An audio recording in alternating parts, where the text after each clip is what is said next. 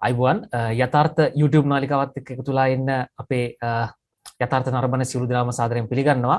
ඔබ දන්නවා අපි යථාර්ථ තුලින් කතා කරනවා අපේ රටේ සිව්හෙලේ ඉතිහාසය පිළිබඳව, හෙළ වෙදකම පිළිබඳව, හෙළ ගොවිතැන බොහෝ මාතෘකාවලට අදාළව අපි යථාර්ථ තුලින් මිනිසුන්ට හරවත් වැඩසටහන් කරන්න අපි උත්සාහ කරනවා. මිනිසුන්ගේ යම් යම් කරුණු කාරණා ගැන දැනුවත් කරන්න උත්සාහ කරනවා. ඉතින් කාලයකට පස්සේ ඉතිහාසය ගැන වැඩසටහනක් අපි කරන්න හිතන Zoom තාක්ෂණය ඔස්සේ වර්තමානයේදී මේ මාතෘකාව කරලියට ඒමත් සමග අපේ රටේ සිව්හෙලේ ඉතිහාසයේ අතීතයේදී සිදු වුණේ සැබෑ සිදුවීම් වල පසු කාලීනව පරිවර්තන තුලින් යම් යම් වැරදි අඩුපාඩු සිදු වෙලා තියෙනවා. මිනිස්සු තේරුම් ගත්තු විදිහ වැරදිලා තියෙනවා.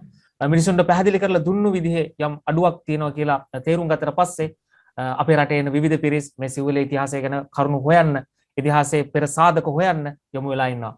ඉතින් දේශීයවත් විදේශගතවත් ඉන්න අපේ සිව්හෙලේ හෙළයින්ව අපි එකතු කරගන්නවා මේ රටේ ඉතිහාසය ගැන කතා කරන මේ වැඩසටහන සඳහා.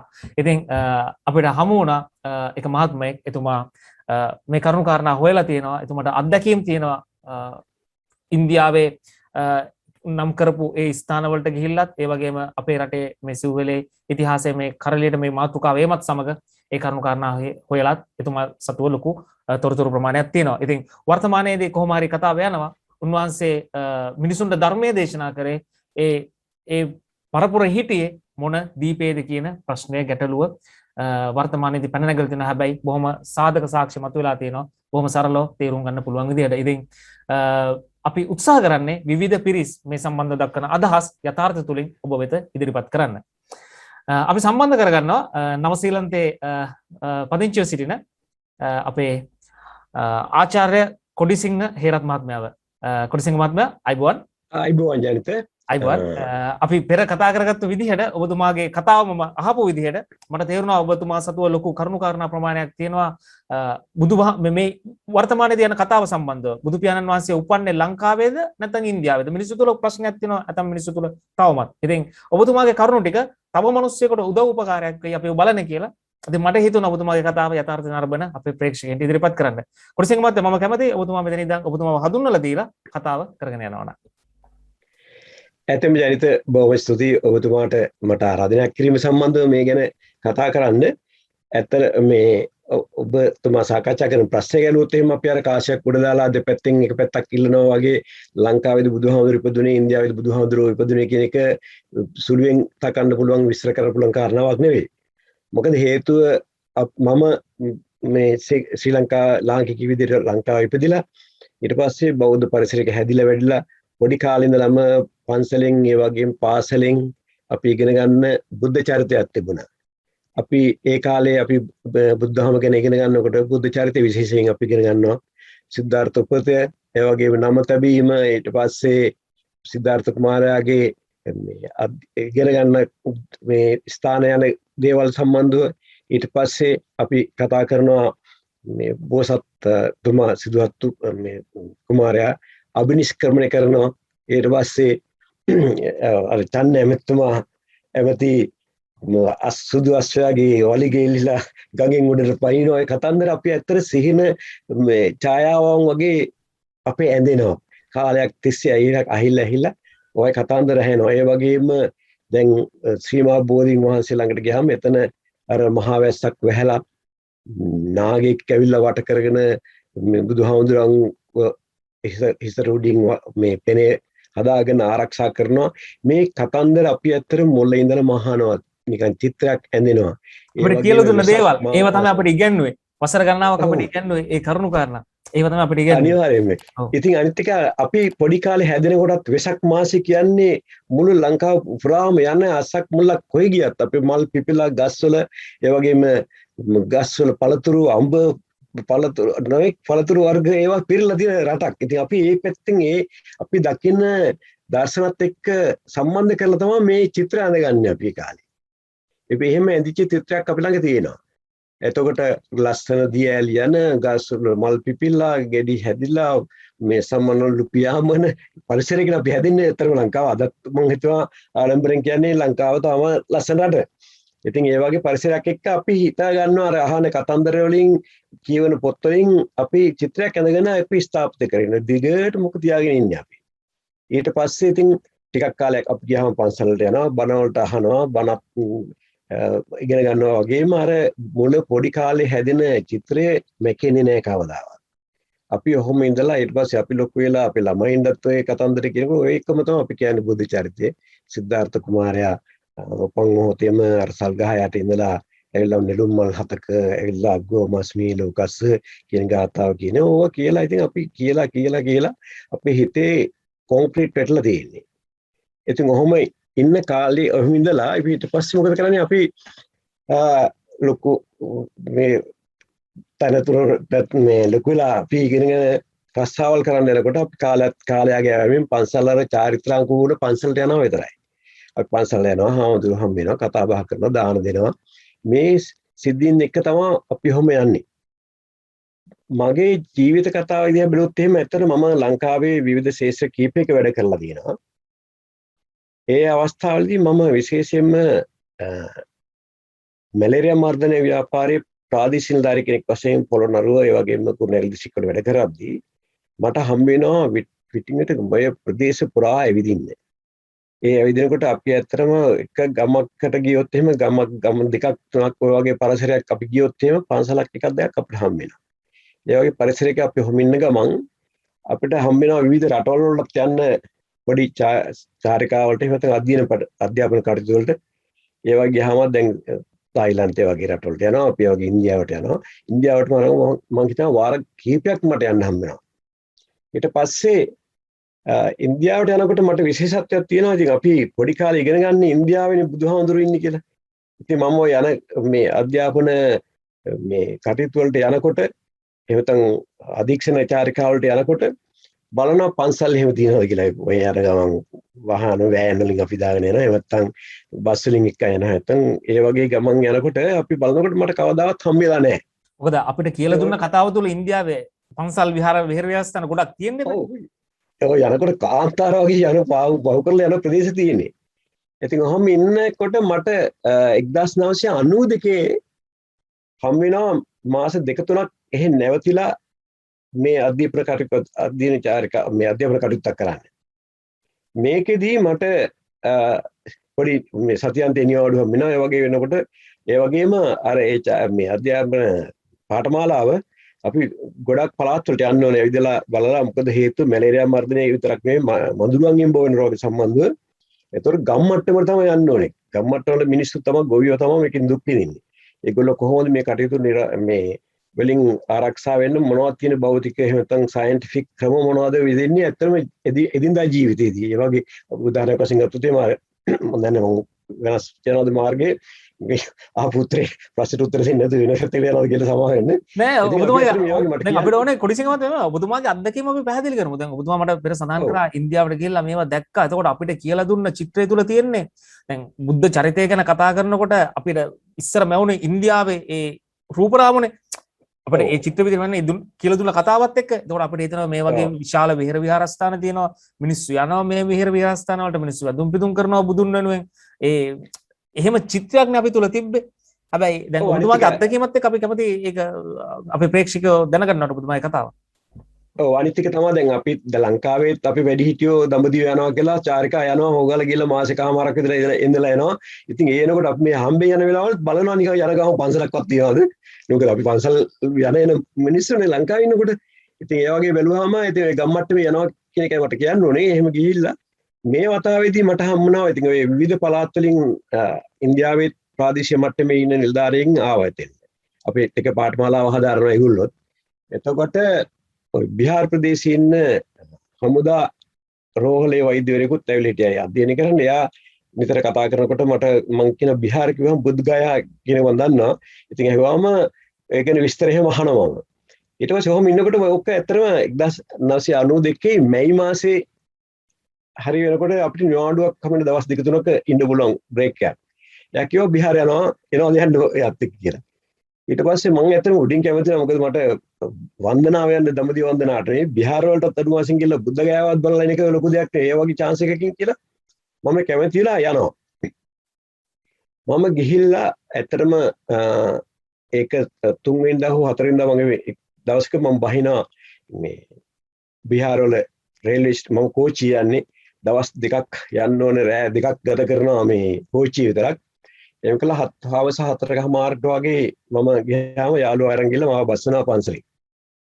ඒ පන්සලෙන් බැස්සුවම පන්සලේ ආවඳුරත් විතරම හරි හොඳයි. ආදරෙන් කතා කළා මේ මොකද කවුරුත් ඒ කාලේ ගිහිල්ලා හිටියේ නෑ වෙන මේ වැඩි පිරිසක් හිටියේ නෑ එතන පන්සලේ එහෙම. ඒ වගේම හාමුදුරුවෝ කතා කළා මට අඳුනලා දුන්නා මේ සුදු මහත්මයෙක් ඉන්නවා මහත්තයෝ මේ ඒ පන්සලටම අයිති වෙන මම හිතන කාමර කුලියට දෙන කාමර වගේ තියෙන කීපයක් ඒකකින් මටත් එකක් දුන්නා මෙතන බාර කාමරේ ඉන්නේ සුදු මහත්මයෙක් ඇමරිකාවෙන් ආපු කෙනෙක්. ඉතින් එයා අර බලන්න වතුර දාගෙන වතුර බුදියා ඉන්නේ සිමෙන්තියට වතුර දාගෙන වතුර දාගෙන ඉඳලා ඉන්නේ මොකද ඒ තරමට ඒ රස්සේ හින්දා ඩීහයිඩ්‍රේට් වෙන ඇඟවල. මොන මාස වගේද මේ කුලසිංහ මහත්තයා? මේ මාසේ මම ගියේ 3 වෙනිදා එහෙම නැත්නම් 4 වෙනිදා. 4 වෙනිදා. හා. මට ඩයරි බලුවොත් බලා ගන්න පුළුවන් වෙයි.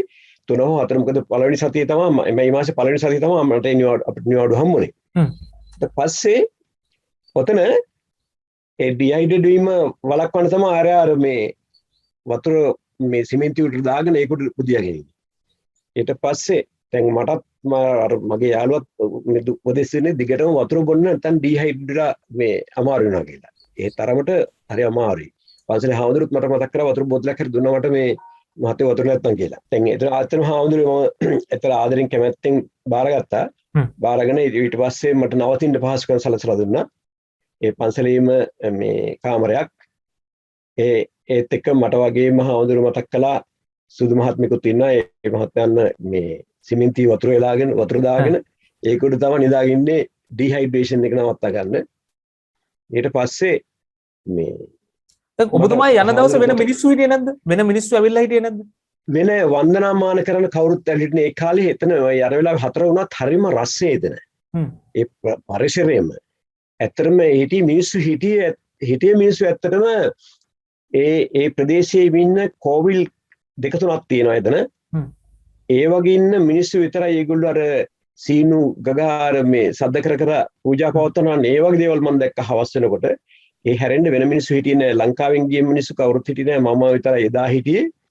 ඒ වගේම අර සුදු මහත්මයා හිටියා. ඒතර සුදු මහත්මයා මාත් එක්ක වැඩි කතා කරන්නත් ආවේ නෑ. මොකද එයාගෙන් 10න් ලේනවා මේ අර රස්නේ යාට දරා ගන්න බැරුව. මේ සමහර ඉතින් අර සීත රටක ඉඳලා ආපු නිසා වෙන්න පුළුවන්. කොහොමවත් ඩිහයිඩ්‍රේෂන් එක වෙන එක දැනෙනවා. මොකද වතුර බිව්වේ නැත්තම් එතන ලොකු අමාරුක මේ ශරීර සෞඛ්‍යයට බලපාන තත්ත්වයක් තිබුණේ. කොහොම හරි හාමුදුරුවෝ මේ මට කතා කළා කිව්වා මහත්තයෝ 7:00 විතර තමයි පූජාව තියෙන්නේ බෞද්ධ විහාරේ.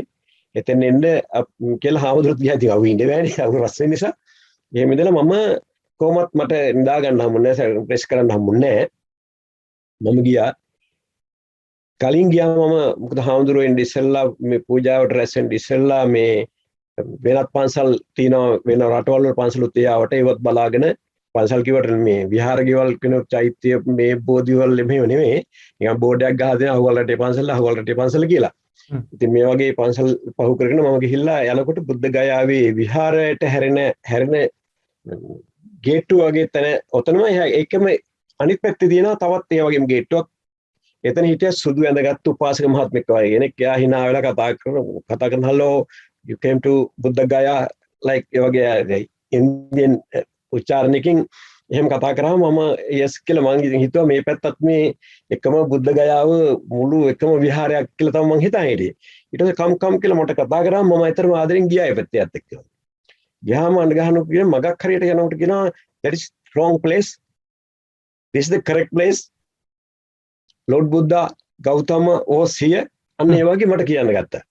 ඊට පස්සේ මම ඒ ගියා. ඉතින් මම හිතුවා මේ ඒත් එකම පන්සලක් වෙන්න මේගොල්ලෝ වෙන් වෙලා මේ වෙනම කොටසක් යනවා ඇතිද කියලා. ඊට පස්සේ මොකද උනේ? කොහොම ගියාම යනකොට එතෙන් දැන් ඒගොල්ලෝ වෙන පූජාවක් තියෙනවා මම දැක්ක ඇතුලේ. ඒක නිකන් බෞද්ධ මේ උරුවක් තියෙන පූජාවක් නෙවෙයි. මේ අර සීනු ගගා මේ කෝවිලක තියෙන්නේ. කෝවිල හින්දු ආගමික ලක්ෂණ තමයි එතන ඔතම දැකලා තියෙන්නේ. ඔව් ඊට පස්සේ මට හිතෙනවා මේ බුද්ධ ගයාවට කියන්නේ බුදුහාමුදුරන්ගේ පූජාවක් වෙන්න බෑනේ. මම ඊට පස්සේ එන වෙලාවත් නිකන් අඳුර වගේ වෙලාවක් තියෙන්නේ. මම ඉක්මනින් එයාගෙන් කතා කරලා අපහු ආවා මේ මම පස්සේ වෙලාවක එන්නම් කියලා. ඒ එනකොට ඇත්තටම 7 විතර වෙලා තිබුණා. පොඩි හාමුදුරුවෝ පන්සලේ ඇවිල්ලා හිටියා. මේ මම කාමරේ නැති හින්දා හොයාගෙන ඇවිල්ලා ගමන් අතන මේ හිටියා. ඉඳලා මට කිව්වා මේ දැන් අපි පූජාවට තියනවා යන් කියලා. මේ මහත්තයා අර පැත්තට ගියාද කියලා මම කිව්වා ඔව් කියලා. ඔය ඔතන ඔය මිනිස්සු හැමදාම තනියෙන් කවුරු හරි වුණොත් එහෙම එකයි යනවා ඒගොල්ලන්ගේ කෝවිල පෙන්වන්න. ඒ මිනිස්සු හිතාගෙන ඉන්නේ මේ කෝවිල තවමත් ඒගොල්ලන්ගේ මේක. ඒක නිසා එනකොට ඒ අදහස දෙන්න කවන්න ඒගොල්ලෝ කල්පනා කරනවා කියලා. ඉතින් ඇත්තට මට හිතෙනවා එතන මහා ලොකු තදබදයක් තියෙන තැනක් මෙතන මේ පන්සල් කෝවිල් එකට ලොකු තරංගයක් තියෙන ප්‍රදේශ ස්ථානයක් වගේ. ඉතින් මම ඊට පස්සේ පූජාවට සහභාගී වුණා. මම පෙන්වන්න මම එතන මගේ ළඟ ෆොටෝස් කීපයක් තියෙනවා. හොඳයි. මේ ඒක ඒ පෙන්වන්න මම සකස් කරපේවා තියෙනවා මේ ස්ලයිඩ් එකක් මට පෙන්නන්න අවසරද? හොඳයි කුරුසිංහ මහත්තයා පෙන්නන්න. දැන් මේ තියෙන ඇතරම ඔතන ওই ශ්‍රීමා බෝධිය කියන බෝධීන් වහන්සේ ළඟට එතන ඒ කාලේ යන්න පුළුවන්. දැන් පොඩකින් කුරුසිංහ මහත්තයා අපි මේක දැක්ක වෙලාව හොඳයි. දැන් මේ ජයසිරි මහ බෝධීන් වහන්සේ කියන තැනද? ඔව් ජයසිරි බෝධීන් වහන්සේ. එතකොට ඔව් එතන ඔය මේ අපිට පේන්නේ අර කොන්ක්‍රීට් එක වගේ ඒ මොකක්ද මේ පේන්නේ? එතන තිබුණ වටේට හතරස් කොටුවක් වගේ බැඳලා හරි. ඔව් ඒ කාලේ මම යනකොට මම එතන කිට්ටුම යන බෝධියට හේතු වෙන්නම යන්න පුළුවන් එතන ඒ වෙලාවේ. ඒ බෝධීන් වහන්සේ ළඟටම යන්න පුළුවන්. එතකොට මේ කොයි කාලෙද? 92 92 මාසේ. එතකොට වජ්‍රාසනය කියලා නම් කරපු තැන මෙතන මොකද්ද මේ පේන එකද මේ රූපරාමයේ පේන එකද වජ්‍රාසනය කියලා නම් කරපු එක? නැත්තම් තව එකක් ඊට හැන් තිබ්බද? ඒක නම් මට ඇත්තටම ඒ හාමුදුරුවන්ගෙන් මට අහන්නත් බැරුව ගියා. මට වජ්‍රාසනය කියන මතක් වුණේ මේ මෑතකදී ලංකාවේ වතුච්චි නිසා. හරි. ඒ කාලේ තරම වජ්‍රාසනයක් කියන එකක් මට එහෙම කල්පනාවට ආවේ නෑ ඇත්තටම. හරි හොඳයි. මම බෝධිය ළඟට පොඩි හාමුදුරුවෝ තමයි ෆොටෝ එක ගත්තේ. මම පොඩි හාමුදුරුවෝ ළඟට ගිහිල්ලා ඊට පස්සේ මේක තමයි බෝධිය කියලා වෙන්නේ. ඊට පස්සේ මම වෙනනම් මේ තියන්නේ අර මම කිව්ව මේ හින්දු ස්ථානේ. හරි. මම කිව්වා පහු කරලා යනකොට තියෙන අර සොහොන් කොත් වගේ පොඩි උසට තියෙන ස්ථාන කීපයක් තියෙනවා උතන. ඒවා පහු කරගෙන තමයි මම එකන් ගියේ මෙන්න මේ ප්‍රදේශයට. මම ඒ වෙලාවේ මෙයා තමයි අතන මෙයා පූජකෙක් මට මම තීරුම් ගත්ත විදිහට එයා එයාත් හොඳ ගෞරවාන්විතව මට කතා කරලා එකන් ගියා. ඊට පස්සේ මම ඔය මේ තියෙන මම ගත්ත ෆොටෝ එකක් මේ කෙලින්ම ෆොටෝ එක වැදෙන්න අර ඉන්න ඇතුළේ වෙන ගේට්ටුව ළඟ ඉඳලා ෆුල් ස්ක්‍රීන් එක ගන්න එහෙම ගත්තේ. හරි. ඊට පස්සේ මේ තියෙන්නේ බුද්ධගයා විහාරය ඇතුලේ එක රටවල් බුරුමේ පන්සලෙන් එතකොට කාම්බෝජයේ පන්සලක හාමුදුරුවමක් හිටියා. ඒ වගේම ටිබෙට් වගේ රටක ඒ වගේ හාමුදුරුවෝ කීප නමකුත් එක්ක මේ ලංකාවේ හාමුදුරුවෝ තමයි මෙන්න මෙතන ඉන්නේ. දැන් කුඩිසිංහ මහත්මයා මෙතන ඉන්දියානු හාමුදුරුවරු නැද්ද? දැන් මොකද ඉන්දියානු රටේ මෙතන එහෙම ඉන්දියානු හාමුදුරුවෝ නෑ එහෙමනම් මම දැක්කේ නෑ ඉන්දියානු හාමුදුරුවෝ කියලා මට අඳුල්ලා දුන්නේ නෑ. ඔය රටවල් කීපෙ විතරයි ඉන්දියාවේ මේ උන්වහන්සේ ඉන්දියාවේ කියලා නම් කවුරුත් කෙදන කිව්වේ නෑ. මම දැක්කේ නෑ මේ ඉන්නේ රටවල් වල හිටපු මේ රටවල් තුනක මේ ලංකාවේ හාමුදුරුවෝ. ඔව්. පොඩි හාමුදුරුවෝ තමයි මේ ෆොටෝ එක ගත්තේ. ඊට පස්සේ මම ඔය පෙන්වන්නේ අතර මම ඒ යනකොට ඒ ඉන්දියාවේ මැලේරියා මර්ධනය සඳහා එක ගම්පලාත් වලට යන ඒවා. ඒ යනකොට මම අර එදා කෝච්චිය එනකොටත් මම ඔය බලන් එනවා දිගටම දවස් රෑ දෙකක් ගත කරන කෝච්චියේ එන ගමනේදී අපි ඕන තරම් මගතට බලාගෙන එන්න පුළුවන් නේ. දැන් උදාහරණයක් වශයෙන් ගත්තොත් කොළඹ ඉඳලා අපි කුරුණෑගල පැත්තට ගියොත් එහෙම පන්සල් කීයක් නම් පහු වෙනවද? ඉතින් ඒ වගේ එක පන්සලක්වත් ඔය දිල්ලි ඉඳලා ඔය බුද්ධගයාවට එනකල් මම දැක්කේ නැහැ. ඉතින් ඒ වගේ දැන් මෙවැනි ස්ථානයේ පන්සලක් හරි දැක්කොත් මම ඒ ස්ථානේ හොයාගෙන යනවා. හැබැයි කුඩිසිංහ මහත්තයා අපේ ඉස්සර අපේ ඔළුවට දාලා තිබ්බේ කොහොමද මේ අපේ තිබ්බ චිත්‍රය පොඩි කාලේ මේ ස්ථාන බුදු පියාණන් වහන්සේ වැඩ හිටපු මේ ස්ථාන වලට දැන් වර්තමානයේදී මිනිස්සු විශාල වශයෙන් එනවා ඇති ඉන්දියානු ඉන්නවා ඇති වැදුම් පිදුම් කරනවා ඇති. හැබැයි කිසි දෙයක් එතන සිද්ධ වෙන්නේ නැහැ. අපි බලාගෙන ඉන්නේ. එහෙම නෑ. එහෙම ඇත්තරම අර බුද්ධගයාවේ තියෙන ශ්‍රී ලංකා පන්සලයි අනිත් පන්සල් කීපෙන් නැත්තම් එතන තියෙන්නේ පල්ලි ගොඩක් මේ කෝවිල් ගොඩක් විතරයි. ඒ හැරෙන්න මේ බුද්ධගයාව කියන එක මවාගත් අරගෙන අර එතන අර කෝවිලෙන් මාව එක්කන් ගියාම මම දැක්කු ප්‍රෙෂර් එක දැක්කේ එතන ලොකු ප්‍රෙෂර් එකකින් අපි රැඳිලා ඉන්නවා කියන එක. ඉතින් එහෙම වෙන්න බෑ. මම එතන බුදුහාමුදුරුවෝ බුද්ධත්වයට පත් වෙච්ච සෞම්‍ය ස්ථානයක් ගැන අපි හිතාගෙන ඉන්නේ. එතකන හරි ආශ්චර්යමත් මේ අධ්‍යාත්මික ගුණාවගාවක් තියෙන අධ්‍යාත්මික බලයක් තියෙන ලංකාවේ ගමේ පන්සලකට ගිහිල්ලා බලන්න බෝධිය ළඟට ගියාම අපිට කොච්චර සැහැල්ලුවක් සනීපයක් හිත නිදහස් වීමක් දැනෙනවද කියලා. ඉතින් ඒ වගේ මේ බුද්ධත්වයට පත් වුණ ස්ථානය කිව්වහම ඉතින් ලෝතර බුදුන් වහන්සේ බුද්ධත්වයට පත් වුණ ස්ථානය කිව්වම එතන තියෙන සෞම්‍ය ගැන අපි හිතාගන්නේ අපි ගමේ තියෙන පන්සලේ බෝධිය ළඟ වගේ සිසිලක් අපිට දැනෙනවා කියලා හිතාගන්නේ. එහෙම එකක් එතන නැහැ. අපි ගියාම තිබුණේ එතන ලහම කර්ස්කස පරිසරයක් එක්ක මොල්කු තරංගයක් යුද්ධයක් වගේ තැනක් එතන තියෙන පරිසරයක් තමයි තිබුණේ. ඉතින් මම ඔය ස්ථානේ මම පස්සේ බැලුවා මෙන්න මේ කොහොමද මේ ස්ථානේ තියෙන්නේ කියලා. මම හිතනවා ජනිත මහත්මයාට උනත් Google map වලට ගිහිල්ලා මේ තියෙන්නේ Maha Bodhi temple British temple එක ඒක කියලා බුද්ධ ගයා බිහාර් ඉන්දියා කියලා ගැහුවාම ඔය මේ රූපය ලැබෙනවා. මේක මම බැලුවා මෙතන තමයි අපි බුද්ධ ගයා විහාරය කියලා අපි යන්නේ. මම අර හාමුදුරුවෝ හිම ඇතුලේ ඉන්න ෆොටෝ එකක් අරන් තිබුණේ මෙතනින්. අපේ ලංකාවේ පන්සල තියෙන්නේ මේ හරිය වගේ නම් මෙහෙම ඇවිල්ලා මේව එනකොට මේ ස්ථානයේදී තමයි මට අර මේ උපාසක මහත්මයා වගේ ඉන්දියන් පූජකතුමා හම්බුනේ. මම හිතුවේ ඇත්තම උපාසක මහත්මයෙක් ලංකාවේ අපේ පන්සල් වල පුරුදුනේ සුදු වෙනගෙන ඉන්නවා ඒ වගේ ගියේ කියලා මම ගියේ. ඊට පස්සේ මේ පැත්ත බලුවා මේ පින්තූරේ පේනවා මේ ශිව මන්දිර කියලා මේ ප්‍රදේශයේම ඒ ශිව මන්දිර ලොකු පන්සලක් මම දැක්කේ. අර මුලින් පෙනුම් ෆොටෝ එකෙන් දකින්න ඇති අර කෝන් ෂේප් එකට තියෙන මේ පූජනීය ස්ථානද මම දන්නේ ඒවා මේ කොහොමවත් ඒ වගේ ස්ට්‍රක්චර්ස් ගොඩාක් තියෙන පරිසරයක්. ඉතින් මම ඕකේ ඊට පස්සේ බැලුවා. පස්සේ ඉතින් හාමුදුරුවොත් එක්කත් කතා කරාම කිව්වා කොහොම තව මහත්මයා හරි තරගයක් උතන තියෙන්නේ. ඒගොල්ලෝ තවමත් කවදාවත් මේ හිතන්නේ මේක බෞද්ධ පන්සලක් කියලා. ඒගොල්ලෝ එකක් කියලා දුරගන්න බලාගෙනම තමයි ඉන්නේ එතන කියලා. පස්සේ ඉතින් කොහොමවත් මම ඒ කාලෙන් පස්සේ මම ආපහු මේ දිල්ලියට ගියා. දිල්ලියෙන් ආපහු වෙසක් මාසේ මම 21 වෙනිදා වගේ ආපහු ලංකාවට ආවා. ලංකාවට ආවම ඉතින් ඊට පස්සේ නැවතත් සාමාන්‍ය ට්‍රැක් එකේ මේ බෞද්ධික විදිහට ලංකාවේ පන්සලට යන ඒ වගේ සාමාන්‍ය කටයුතු කරමින් අර මතකයේ අයින් වෙනවා. නමුත් අතනදී මට ඇතුළු තිගැස්ම මට හිතුණා කවදාවත් බුදුහාමුදුරුවෝ බුද්ධත්වයට පත් වෙච්ච තැනක් මෙහෙම වෙන්න පුළුවන්ද කියන හැඟීම නිකන් මට පහන් වේගයක් හිතට දැනුණා.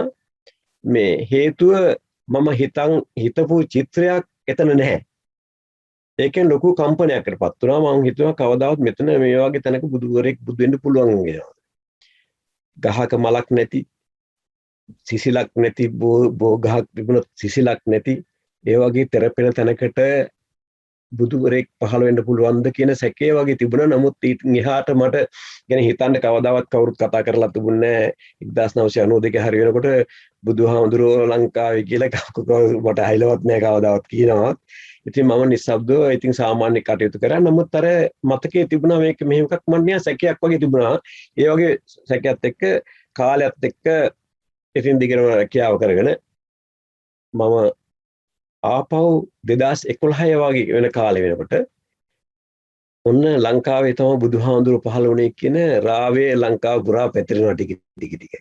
නමුත් අපේට චිත්‍රයේ මතකයේ තියෙන විදිහට ඒත් අපි පුංචි කාලේ මතකයේ කවදාවත් අමතක කරන්න බැහැනේ. මට අර වගේ කම්පනයක් ආවත් ඒ ගැන මම හිතන්න යන්නේ නැහැ.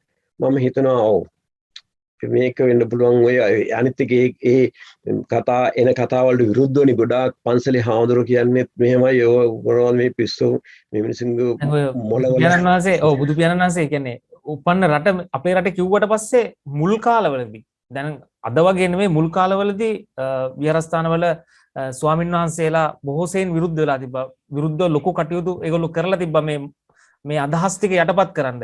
ඊට පස්සේ දැන් අදටත් අපිට දකිනවානේ මේ කරුණු කාරණා ඉදිරිපත් කරනකොට හුඟක් ස්වාමීන් වහන්සේලා අපි අපහාස කරනවානේ මේ කාටවත්. නමුත් ඇත්ත අපි කතා කරන්න එපා. ස්වාමීන් වහන්සේලා බලන්නේ මේ අදහස යටපත් කරන්න, මේක හොයලා බලනවට වඩා මේ ඉදිරිපත් කරන සාධක හොයලා බලනවට වඩා මිනිස්සු කතා කරන බලන්නේ අර කියලා දුන්න දේ. ඒ කියන්නේ අපි අතීතයේ ඉඳන් ආපු පැවැත්මේ ආපු දේ මේ ඉන්දියානු ඉතිහාසයට, ඒ කියන්නේ ඉන්දියාවේ තමයි මේ සියල්ල වුණේ කියන ඒ මතවාදය තුලම ඉන්න තමයි උත්සාහ කරන්නේ. ඒකෝට දැන් අපිට දීලා තිබ්බ චිත්‍රයක් තියෙනවානේ බුදු පියාණන් වහන්සේ ඒ කියන්නේ සිද්ධාර්ථ කුමාරයා බුද්ධත්වයට පත් වෙච්ච ස්ථානය කියලා. හැබැයි උතන්ට නොයන තාක්කල් අපිට ඕක තේරෙන්නේ නැහැ. ඉන්දියාවට නොයන තාක්කල් අපේ මිනිස්සුන්ට තේරෙන්නේ නැහැ. එතන තියෙන වාතාවරණය මොකද්ද කියලා. දැන් ඔබතුමා එතනට ගියාට පස්සේ ඔබතුමා ඇස් දෙකෙන් දකිනවා. ඒ හැංගෙනවා මේ වගේ තැනක පුළුවන් ද බුදු කෙනෙක් බුද්ධත්වයට පත් වෙන්න අර මානසික නිදහස, ඒ කියන්නේ මානසික සුවය එතන ලබා ගන්න පුළුවන් තැනක්ද කියන එක සාමාන්‍ය කෙනෙකුට උනත් අපිට තේරෙනවා එතනට ගියාම. ඉතින් ඔබතුමා ඒ අත්දැකීම ලබලා තියෙනවා. ඔව් අනිත් එක තමයි ජනිත මහත්මයා මම දැක්කේ උතන දැන් මට හම්බුනේ එතන තනියම යන්න අවස්ථාවක් මම වන්දනා කරන්න නෙවෙයි නිකන් ටූරිස්ට් කෙනෙක් වගේ ගිහිල්ලා එන්න මං ගියේ. එතකොට අනිත් එක ඕෆ් සීසන් එකක්. එහෙම මේ කවදාවත් වෙසක් මාසයෙන් මං අහලා නැහැ මේ බුද්ධගයාවට දඹදිව වන්දනාවට ලංකාවේ මේ කට්ටිය යනවා කියලා. ඉතින් ඒ වගේ අවස්ථාවක තමයි මට හම්බුනේ. මොකද නැත්තම් අපේ අම්මලා හැම තාත්තලා හැම ගිහිල්ලා ඇවිල්ලත් ඔය මේ දඹදිව ගැන කතා කරන්නේ හරි වර්ණාවෙන් අර බෝධිසත්ව බුදුහාමුදුරුවෝගේ අර විමානයකට ගිහිල්ලා ආවා වගේ බුදුහාමුදුරුවෝ දැකලා වගේ චෛත්‍යකින් කතා කරන්නේ. මොකද කට්ටියක් සමූහයක් ඒ ගරුත්වයෙන් කොටසින් මාත් බුදු පියාණන් වහන්සේ කෙරෙහි තිබ්බ අපේ තිබ්බ ශ්‍රද්ධාව, ඒ භක්තිය, ඒ ගරුත්වය ඒව හින්දා අපේ මිනිස්සු මැලි වුණා හිතන්න ප්‍රශ්න කරන්න අර පව් සිද්ධ වෙයි කියන හේතුව මත ඒ ස්ථාන වැරදිද අර හිතට දැන් ඔබතුමා කියපු විදිහට හිතට දැනුණත් 1992 දී ඔබතුමා උතන්ට ගියාට පස්සේ හිතට දැනෙනවා මේ වගේ තැනක මෙහෙම වෙන්න පුළුවන්ද කියලා. හැබැයි මං හිතන්නේ ඔබතුමා ඔක ප්‍රශ්න කරන්න නැති කියලා ස්වාමින් වහන්සේ නමක්ගේ. මොකද අපි මිනිස්සු බයයි ඒක අහන්න අපිට පව් සිද්ධ වෙයි කියන හේතුව මත. නෑ මම කවදාවත් ඇහුවේ නෑ. මට වුණත් ඊට පස්සේ දැන් මේ 2011 වගේ බුදුහාමුදුරුවෝ ලංකාවේ පහළ වුණේ. ලංකාවේ ජම්බුදීපයේ ලංකාවේ තිබුණා කියන කතාවනේ ආවේ. ඉතින් ඒ තීර්දි වුණත් මට අර වගේ අත්දැකීමක් තිබිලා වුණත් මම ඇත්තටම මගේ හිත වැඩ කරන්නේ ඉන්දියාව අමතක කරන්නේ. එහෙම තමයි හිතේ කියන විශ්වාසයේ කොන්ක්‍රීට් වැටුණා වගේ හිතේ මනස තිබුණා අපිට. ඉතින් 2011 ඉඳලා 2016 වෙනකල් මොකද මට විශේෂයෙන්ම මතක් වෙන ඔය වගේ වකවානු වෙනකොට දැන් බුදුහාමුදුරුවෝ පහළ වුණේ හිරිවඩුන්න බෝධින් වහන්සේ ළඟ කියන කතාව වෙනකොට මම පොළොන්නරුවේ වැඩ කරා 1980 ගණන් වල මැලේරියා මර්ධන ව්‍යාපාරේ. එතකොට හොරන් හබරන පහු කරලා මම කීප වතාවක් ගියා උතන. ඔය හිරිවඩුන්න කියන එක මේ හබරන පාරේ ඉඳලා කිලෝමීටර් 2ක් විතර ඇතුළේ තියෙන්නේ. ඉතින් එහෙමනම් ඒ වගේ කතාවක් ඒ වගේ සාංකාවක්වත් ඇහෙනවා ඔය යනවනේ බලන්න. නමුත් ඉතින් ඒ වගේ නිසා මට ඔයගේ මේවා නිසා ওই කතාව එච්චර පිළිගැනීමක් මගේ මතකෙට ආවේ නැහැ. ආවේ නැහැ මොකද මම ওই පැත්තේ පරිසරෙත් හිටියා. ඒ කාලේ මිනිස්සු ආශ්‍රය කරා. මේ වගේමත් ඔය මෙරේ මර්ධන අංශවලට බාරව එක් ගම් වලට යනවා එදිනවා. එතකොට කිසි කෙනෙක් ඒ වගේ දෙයක් ආරංචි. නමුත් ඒ පරිසරය බැලුවාම මම දකිනවා අපි අර පොඩි කාලේ කතා කරන චිත්‍රයේ ගොඩක් සමීප කරන්න පුළුවන් පරිසරයක් තියෙන බව මම දන්නවා. මොකද අපි පොඩි කාලේ අඳගන්න චිත්‍රයක් තියෙනවානේ. කතාව විතරක් අහනකොට පොත විතරක් කියනකොට ඒකෙන් තියෙන පින්තූරයේ අපි ලංකාවට මැච් වෙනවා. නමුත් ඒ අර මේ අර රැඳගත්තු ඉන්දියාව කියන කතාව අපි අයින් කරන්න කැමති වුණේ නැහැ.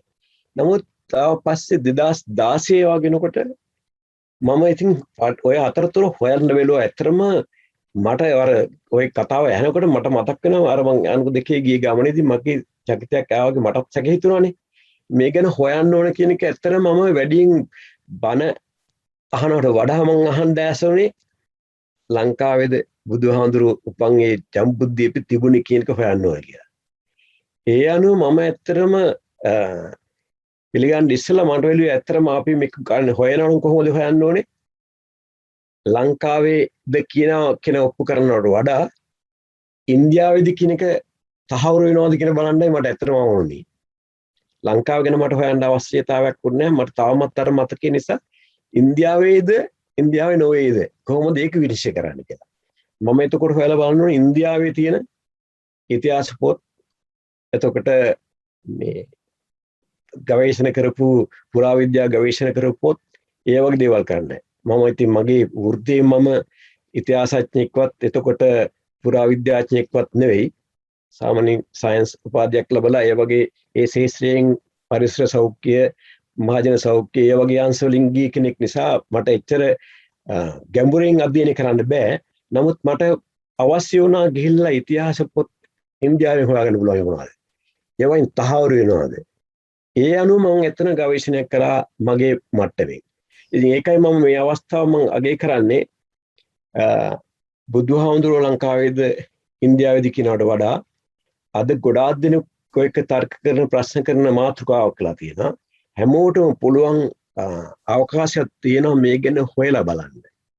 අධ්‍යයනය කරන්න. දැනුගත් පිරිසක් ඉන්නවා.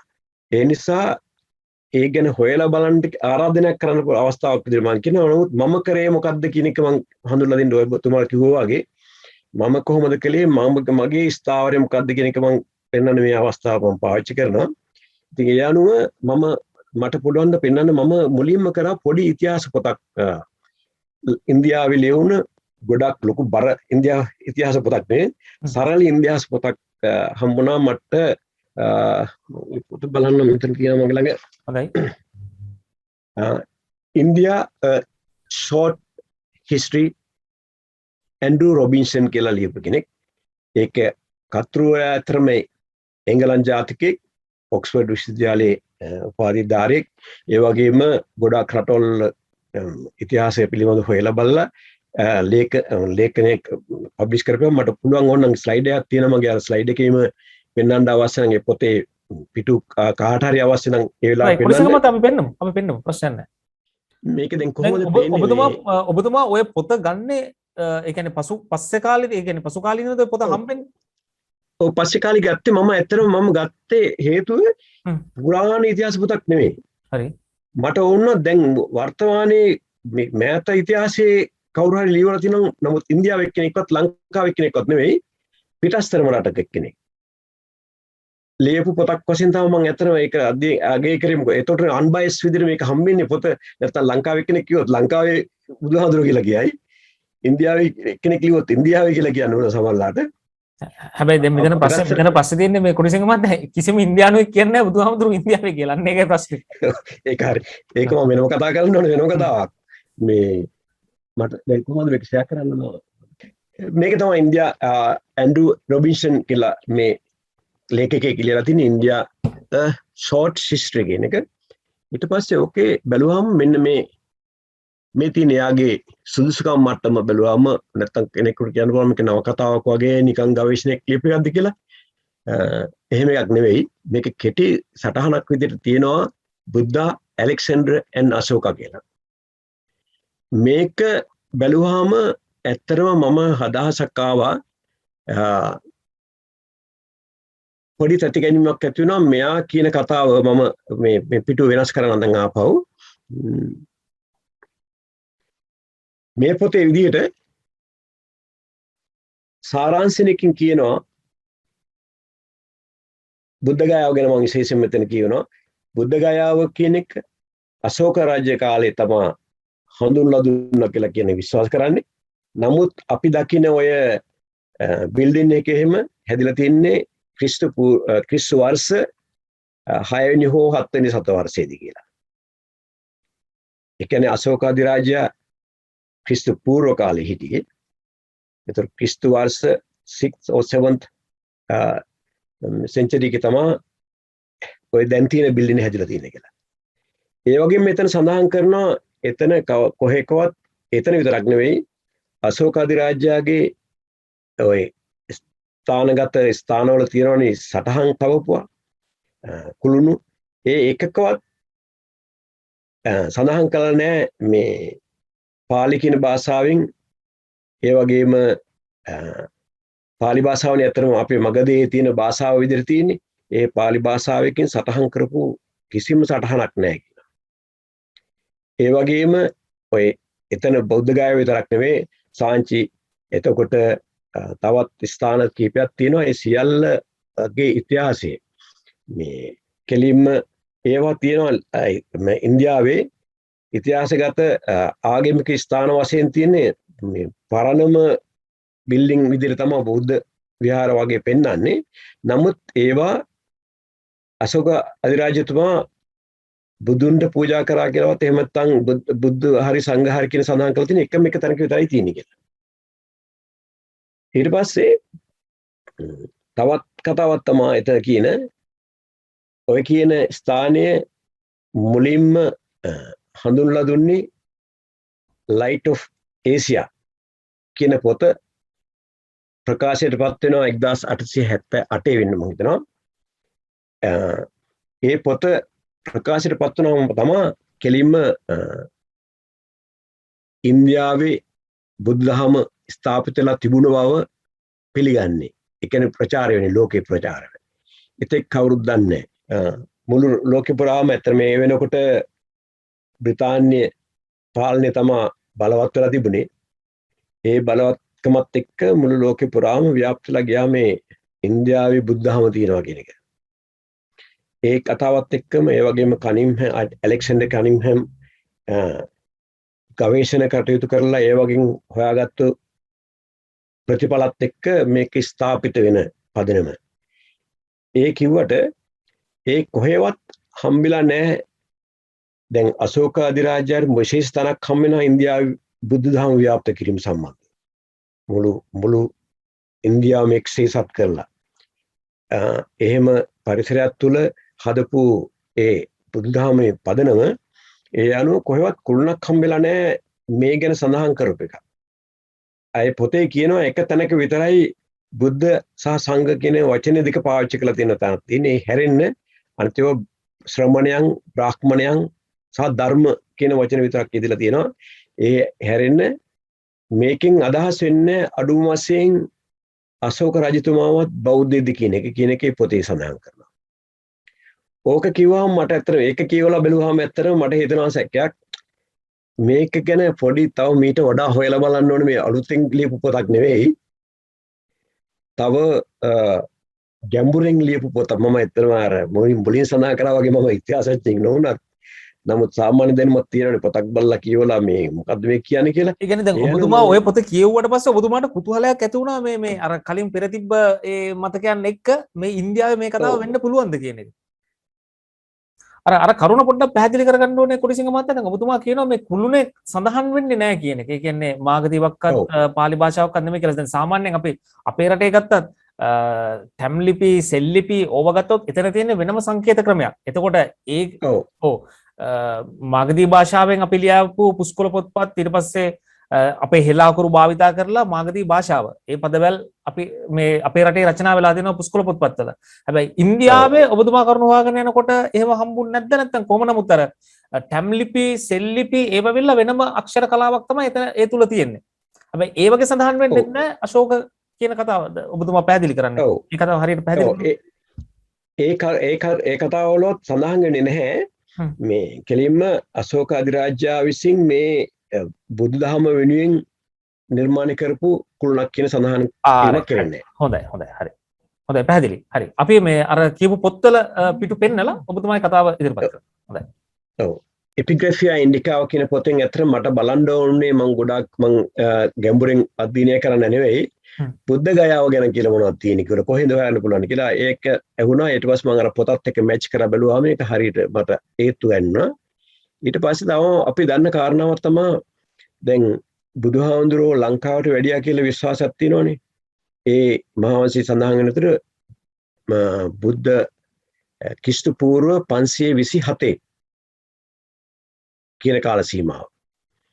ක්‍රිස්තු පූර්ව 527 නම් අපි ඒ කාල සීමාව තුළ අපිට ඉන්දියාවේ ඉතිහාසය ගැන හොයන්න පුළුවන් නම් මොන හරි ක්‍රමයකින් මට මේ පොතේ මේ එපිග්‍රැෆියා ඉන්ඩිකා කියන පොතේ මට එච්චර දුර ගමනක් යන්න හම්බුනේ නැහැ. නමුත් මට හම්බුණා ඊට පස්සේ ඉන්ස්ක්‍රිප්ට්ස් ඉන්දියන් ඉන්ස්ක්‍රිප්ට්ස් ශිලා ලේඛන කියන්නේ ගල් වලින් කුළුණු විතරක් නෙවෙයි කාසියවල තඹපත්වල රම්පත්වල ලියලා තිබුණ ලේඛන පුරාණ ලේඛන විග්‍රහයක් කරපු විශාල පොතක් කියන්නේ ගැඹුරු පොතක් පරණ පොතක්. මේකත් ඇවිල්ලා archaeology survey of India central archaeology library එකකින් තමයි තියෙන්නේ. ඉන්ටර්නෙට් එකකින් ඕන කෙනෙකුට මේ ගන්න පුළුවන්. මේක ලොකු විශාල ග්‍රන්ථයක්. දවස් ගානක් යයි කියවන්නේ මේ select inscription bearing on Indian history and civilization volume 1 කියලා. ඊට පස්සේ මේකේ volume කීපයක් තියෙනවා. මම මේක නිකන් සාමාන්‍ය බැලුවා. මට ඇත්තටම අවශ්‍ය වුණා බලන්න බුදුහාමුදුරුවෝ ලංකාවට වැඩියා කියන ක්‍රිස්තු පූර්ව 527 ඒ වගේම බුදුහාමුදුරුවෝ පරිනිර්වාණය වුණේ 543 කියලා කියවෙනවා මහාවංශෙත්. ඒ කාල සීමාව තුළ මොන වගේ පරිසරයක් තිබුණේ කියන එක හොයන්න මම අතරම අර මුලින් සඳහන් කරපු මේ පොතේ බැලුවාම ඒ වගේ මට හම්බුන්නේ නැහැ, හොයාගන්න බැරි වුණා. මේ කාලේ මට මේ කෙලෙස් වුණා මේ බලාගෙන යනකොට මේ ඉන්ස්ක්‍රිප්ෂන් එකේ එකතරක් හම්බ වෙනවා. මම ඒක අර ස්ලයිඩ් එකකින් පෙන්වන්න වෙන්නේ. මේ ග්‍රන්ථය මම පෙන්වනවා මෙහෙම. කාට හරි බලන්න ඩවුන්ලෝඩ් කරලා බලන්න ඕන නම් ඒ වගේ අවස්ථාවක් දෙන්න.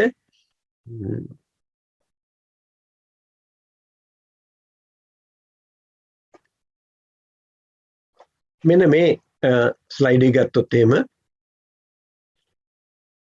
මේ පිටුව ගන්නේ මම අර මුලින් පෙන්නපු inscription of ඒ පොතෙන්. ඒකේ තියෙන inscription of the Achaemenians කියන ස්ථානයේ මේ before Christ ක්‍රිස්තු පූර්ව 522 486 ඉඳලා තියෙන ඩේරියස් කියන පර්සියන් රජ කෙනෙක් තමයි පාලනය කරලා තියෙන්නේ. එතකොට මේ කාල සීමාව තුළ ගත්තොත් එහෙම ඒ බුදුහාඳුරු ලංකාවට වැඩියා කියන කිට්ටුම කාලයක් මට මෙච්චරයි හම්බ වෙන්නේ. මම හිතන්නේ මීට තව හොයාගත්තොත් එහෙම මීට වඩා දේවල් කොඩිසිංහ මහත්තයා මේක හොඳ සාධකයක්. ඇත්තටම දැන් ඉන්දියානු පුරාවිද්‍යාව තුලින්ම සඳහන් කරලා තියෙනවා ඒ බුදු පියාණන් වහන්සේගේ කතාව ඒ සිදුවීම් මාලාව සිදුවෙන කාල පරතරය තුල ඉන්දියාවේ පාලනය සිදුවෙන්නේ ඩේරියස් කියන රජතුමාගේ පාලනය කියලා ඉන්දියාවම තහවුරු කරලා තියෙනවා. එතකොට අපේ මේ බුද්ධ චරිතය ගැන අපි කතා කරනකොට කවදාවත් මේ රජවරුන්ගේ කතාවක් අපි මේක ඇතුලේ කතා වෙන්නේ නැහැ නේද? ඔව්. ඉතින් ඒක නිසා මට අවශ්‍ය වුණේ ඇත්තටම ඒ කාල සීමාව තුළ අපි බුදුහාඳුරෝ පිරුණාමේ පැය 543 ඒ වගේම 527 ලංකාවට ආව නම් ඒ වගේ කාල සීමාව තුළ මොනවද ඉන්දියාවේ තියෙන ඉතිහාස ග්‍රන්ථ එහෙම නැත්නම් පුරාවිද්‍යා සාක්ෂි සාධක වලින් තහවුරු වෙන්නේ කියන එක මට ඇත්තටම කිට්ටුවෙන් හම්බුනේ. මෙන්න මේකෙන් අදහස් වෙනවා ඇත්තටම දැන් 527 බුදුහාඳුරෝ ආව නම් 522 නේ මෙතන මේ තියෙන්නේ මේ කාල සීමාව තුළ. එතකොට එහා කාල තුළ ඒ පරිසරයේ ඔය මේ තිබුණු රාජ පරම්පරාව අපි බුද්ධ ඉතිහාසය කතා කරන රජවරුන්ගේ නම් සඳහන් වෙන්නේ නැහැ. එතකොට මේකත් එක්ක තහවුරු වෙනවා ඔතන මොකක් හරි ගැටුමක් තියෙනවා කියන එක. අපිට හිතන ගැප් එකක් තියෙනවා කියන එක. ඒකයි මට ඇත්තටම බලන්න ඕනේ. මම ඒ අනුව මම කල්පනා කරා මේ වගේ ගවේෂණයකට වඩා අපිට බලන්න පුළුවන් දැන් ඉතිහාස බෞද්ධ ඉතිහාස ගැන කතා කරනකොට මේ මාගධී භාෂාව විශේෂ තැනක් දෙනවානේ. මාගධී භාෂාව කියන්නේ පාලි භාෂාව කියන එකට අපි තේරුම් අරගෙන ඉන්නේ. ඉතින් ඒ අනුව අපි බැලුවා මට හොයාගෙන යනකොට හම්බ වෙනවා පාලි ලිටරේචර් ඇනලිසිස් එකක්. ඒක මම පෙන්නන්නම්. ඇත්තට මේක විස්තර කරනකොට මට කියන්න පුළුවන්. මම හොයාගෙන යනකොට හම්බුණා A History of Pali Literature කියන බුක් එක. එතනදී මට කියන්න ඕන මෙහෙම කතාවක්. මොකද හේතුව දැන් අපි ඉගෙනගෙන තියෙන්නේ බුදුහාමුදුරුවෝ බුද්ධ දේශනාව කරේ පාලි භාෂාවෙන් කියන කතාවක් කියනවා. සමහර තැන්වල මාගධි භාෂාවෙන් කියනවා. සමහර තැන්වලදී අපි අහනවා මාගධි භාෂාව කියන්නේ පාලි භාෂාව කියන්නේ දෙකම එකක් කියලා. ඊට පස්සේ දැන් අශෝක අධිරාජ්‍ය බිහි වෙන්නේ බුදුහාමුදුරුවෝ පරිනිර්වාණයෙන් අවුරුදු 200 ගානකට පස්සේ. ඒ කාලේ සීමාව තුලත් මගධයේ පුරාම තිබුණු භාෂාව මාගධි භාෂාව නම් එතකොට ඒ පිළිබඳ මොනවද ගවේෂණය කරන්න කියන එක මේ History of Pali Literature කියන බුක් එකේ තියෙනවා කියලා මම ඇත්තටම බලන්න ගියා.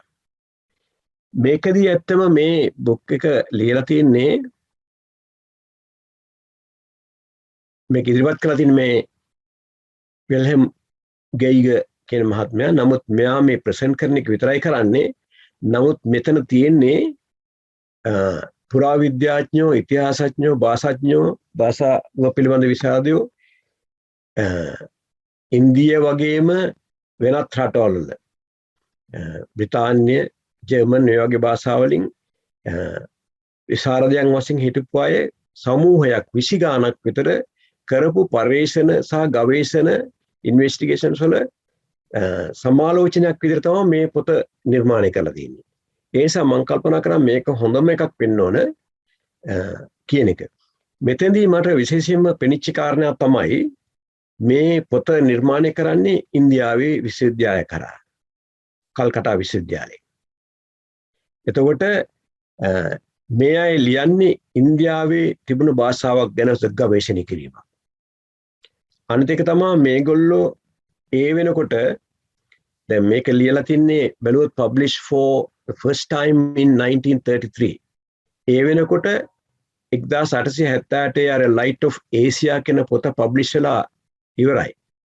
එතකොට ඉන්දියාවේ බුද්ධ ධර්ම ස්ථාපිත වෙලා තිබුණු බව මේ අය ස්ථාපන කළා ඒ බෑග්ග්‍රවුන්ඩ් එක තියාගෙන තමයි ඒක උඩ තමයි මේක මේ නිර්මාණය කරන්නේ හොයන්නේ.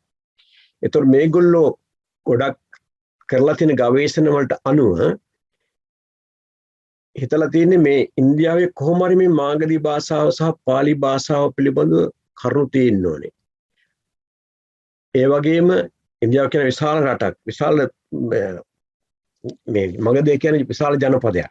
එතකොට මේ භාෂාවක් වශයෙන් ගත්තාම මිනිස්සු අපි අහලා තියෙන විදිහටත් ඒගොල්ලෝ අහලා තියෙන විදිහටත් මම හිතනවා ජනපදයක මිනිස්සු මේ පාවිච්චි කරන භාෂාවක් වුණාම මේ භාෂාවේ විවිධ අංග වලට පාවිච්චි වෙනවා. මේ වෙදකම් ගැන කතා කරන්නේ එතකොට වෙන කවි කතන්දර ලියනවා නම් ඒ කාලේ මොන වරේ ගැමි වහරට තිබුණු ආభాෂයෙන් ලියවිච්චි මොනෝහරි ග්‍රන්ථ ආරූඪ කරපුවා දේවල් ඒ වගේ අවශ්‍යතාවයන් ඒ තැන්වල නිර්මාණය වෙන භාෂාවක් වෙනකොට මගධ රටේ පාවිච්චි කරපු භාෂාව නම් දැන් අපි දන්නවා අපේ ලංකාවේ බතුවහම සිංහල භාෂාවෙන් කියන සින්දුද කවිද කතාන්තරද පුරාණ ගැමි කතාද කටවහරට එන කතාන්දර ඒ වගේ දේවල් පවා මේගොල්ලෝ හොයලා තිනවා ගම්මට්ටමින් ගිහිල්ලා ඒ වගේ ගවේෂණ ලොකු ගවේෂණයක ප්‍රතිඵලයක් වශයෙන් තමයි මේක ලියලා තියෙන්නේ. ඊට පස්සේ මේගොල්ලෝ හොයනවා කෙලින්ම මේකෙන් ගත්තු ශිලාලේඛන අඩුම වශයෙන් දැන් පුරාවිද්‍යාව ගවේෂණය කරනකොට ශිලාලේඛන තියෙනවනේ අඩුම වශයෙන් එක තැනකවත් මේවා තියෙනවද කියලා. එහෙම බැලුවාම මේගොල්ලෝ ඇත්තරම තව එකක් තමයි මට මෙතනදී මතක් කරන්න ඕනේ මේගොල්ලෝ දැන් මේ වෙනකොට ලංකාවේ ලියවපු පොත් ත්‍රිපිටකයේ ඒ වගේ මහා වංශයේ මේ වගේ අපි දන්නවා ඉතිහාසයේ විශාල පොත් ප්‍රමාණයක් අපේ රටෙන් අරන් ගිහිලා තියෙනවා. මේ අරන් ගිය පොත් ඒ කෞතුකාගාරවල තිබිලා තියෙනවා. මේ එන මේ මේ විශ්ලේෂකයන් ඒවත් බලනවා. ඒක එංගලන්තෙන් ආපු අය තමයි ඉන්නේ ගොඩක් බොහොම ඉන්නේ රිස් ඩේවිස් කියන මිස් ඇන්ඩ් මිසිස් ඒ දෙන්නම ඒ තමයි විශාල මේ කාල පරිච්ඡේදයක් ගත කරලා තියෙන මේ ගැන අධ්‍යයනය කරන්න. ඒගොල්ල මම හිතනවා මේ ඒ අධ්‍යයනය කරනකොට එංගලන්තේ මේ කෞතුකාගාරයේ තියෙන පාලි සම්බන්ධ තියෙන මාගධී භාෂාව සම්බන්ධ තියෙන ඒ ග්‍රන්ථ අරංගිය ලංකාවෙන් අරංගිය පොත් ගොන්නම බලලා තමයි මෙහාට එන්නේ ඔය. ඒ ඇවිල්ලත් මෙහි ඉන්දියාවේ මොකද ඉන්දියාවේ බුද්ධහම තිබුණ නිසා මේගොල්ලෝ හොයනවා ඉන්දියාවේ තිබුණාද කියලා හොයන්නේ ඒක. නමුත් ඒගොල්ලෝ කොහෙවත් හම්බෙන්නේ නැහැ මේක. ඒ නිසා මේගොල්ලෝ ඇත්තටම විශ්ලේෂණය කරනවා අමුතු විදිහට මේක මම කතාව ඊට පස්සේ පෙන්නනනම් ඒ ග්‍රන්ථය ගත්තාම මේගොල්ලෝ කියන විස්තරය බැලුවාම සම්පූර්ණ මේගොල්ලෝ අතරමං වෙනවා පාලි භාෂාව හරි මාගධී භාෂාව තුලින් ඉන්දියාවෙන් හොයාගන්න බැරි වෙන නිසා. මේකේ මේ forward එකෙම කියන තැන බලන්නකො there can be no doubt that the new and ample treatment of the Pali literature is a great scientific want felt by all the scholars who are working in the field. Many problems connected with the subject are still unsolved. Not even the question of origin and home of what we call Pali language and of its linguistic characters is definitively settled.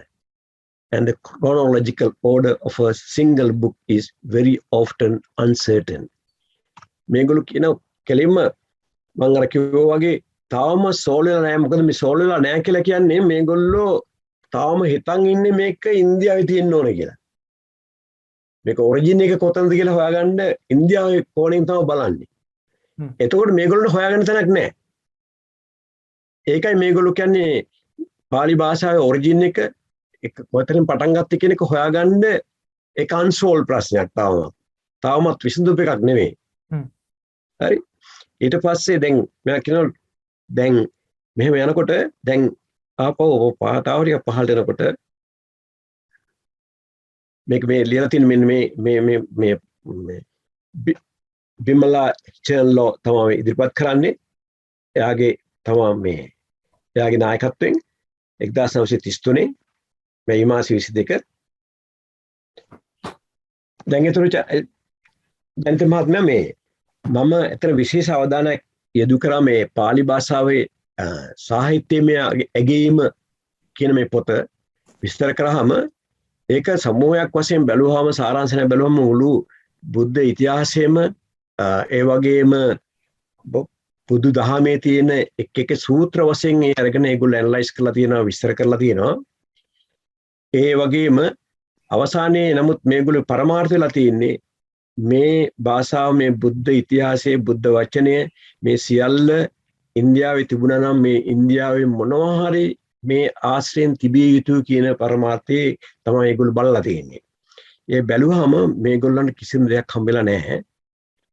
ඒ අනුව ඒගොල්ලෝ අතරමං වෙලා තියෙන බව පේනවා. මම සාරාංශ වශයෙන් ගත්තා මේ මම පසු පෙන්නනම් මේ ලේඛනයේ ඒ ස්ථාන මොනවද කියන්නේ කියලා මම එකපාරටම මේ ඔබතුමාගේ දැන ගැනීමට කියන්න පුළුවන්.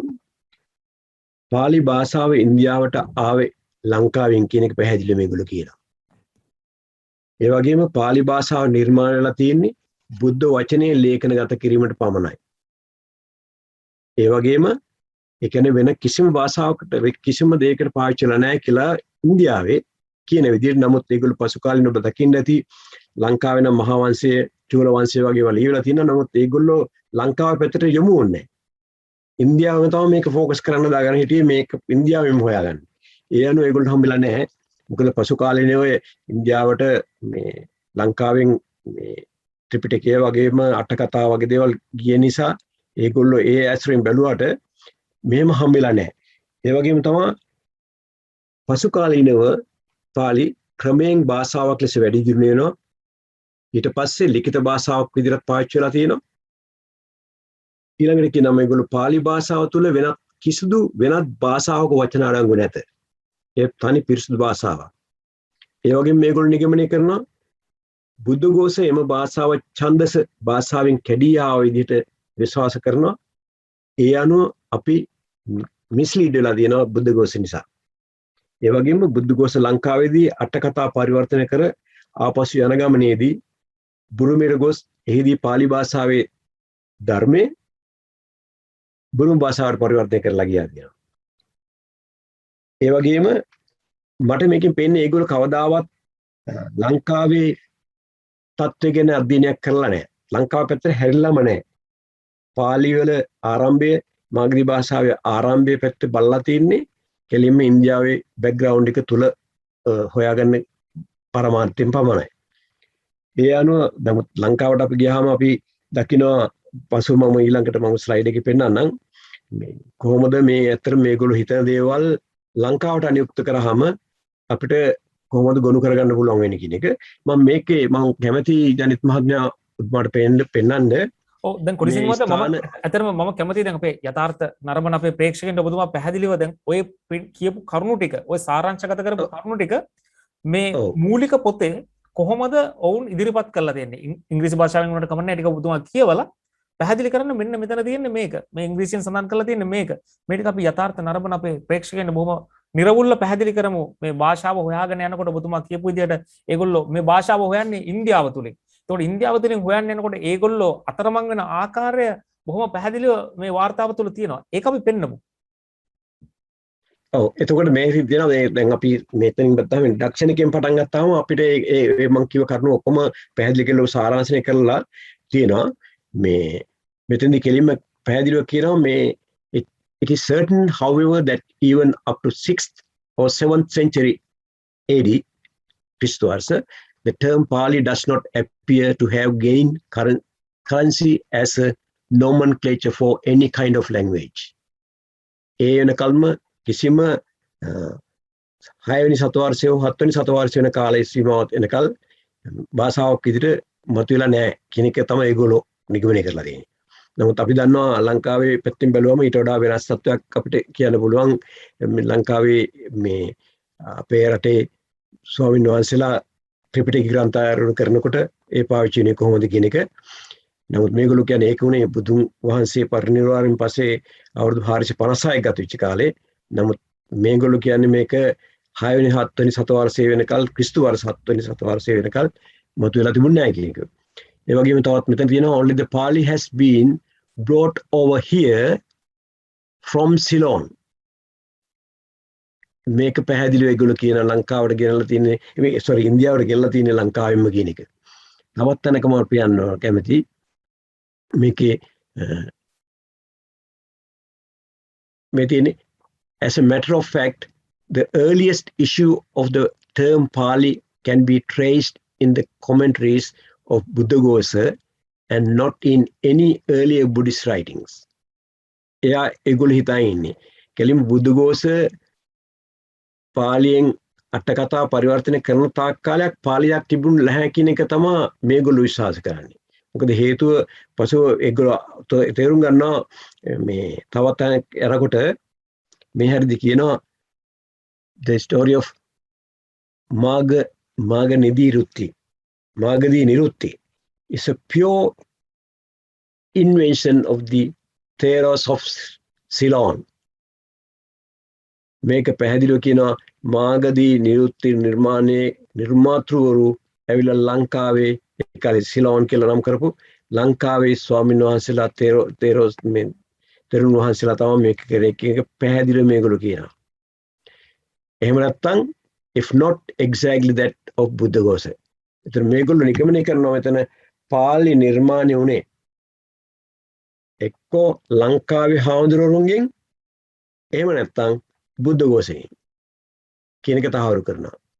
නමුත් අපි දන්නවා හැම තැනම කුතුහලය තිබිලා තියෙනවා ඒගොල්ලන්ට මේ කරුණු හොයාගෙන යනකොට. නමුත් ප්‍රශ්නේ තියෙන්නේ අපේ රට ඇතුලේ හරි ගවේෂණයක් මේ මාතෘකා පිළිබඳව සිදු වෙලා නැහැ අද වෙනකොට නේද කොඩිසිංහ මහත්මයා. ඒකයි හේතුව. අනිවාර්යෙන්ම.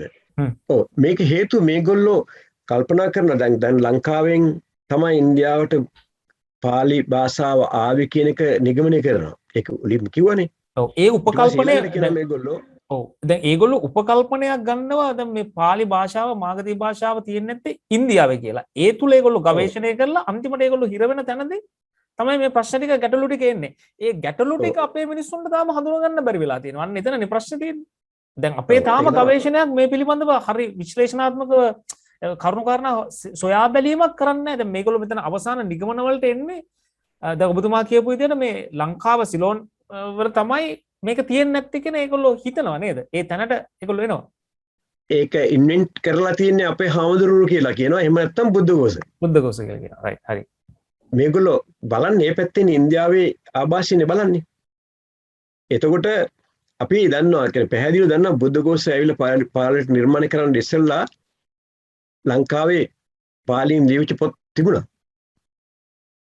එතකොට ඒ අනුව බැලුවහම මේගොල්ලෝ විශේෂණක දැන් මෙතන වෙන මේක බලන්න Buddhaghosa interprets the term Chandasa in the sense of the Sanskrit language which served a diction of the Vedas විජය ඒ කියන්නේ මේ ගාතාවක් කියන්නේ මේ අපේ Pali ග්‍රන්ථයක් and the other term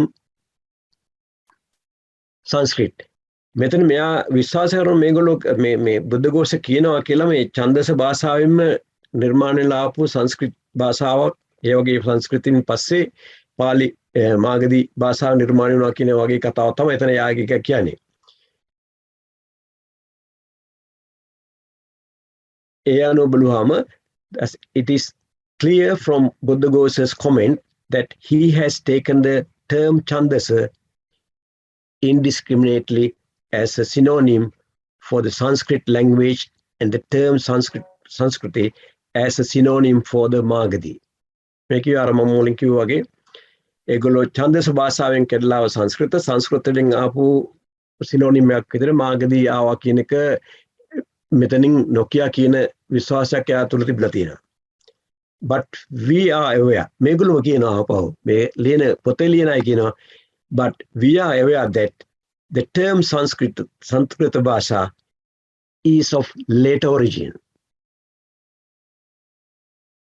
We mean later than the time of the Buddha and Panini.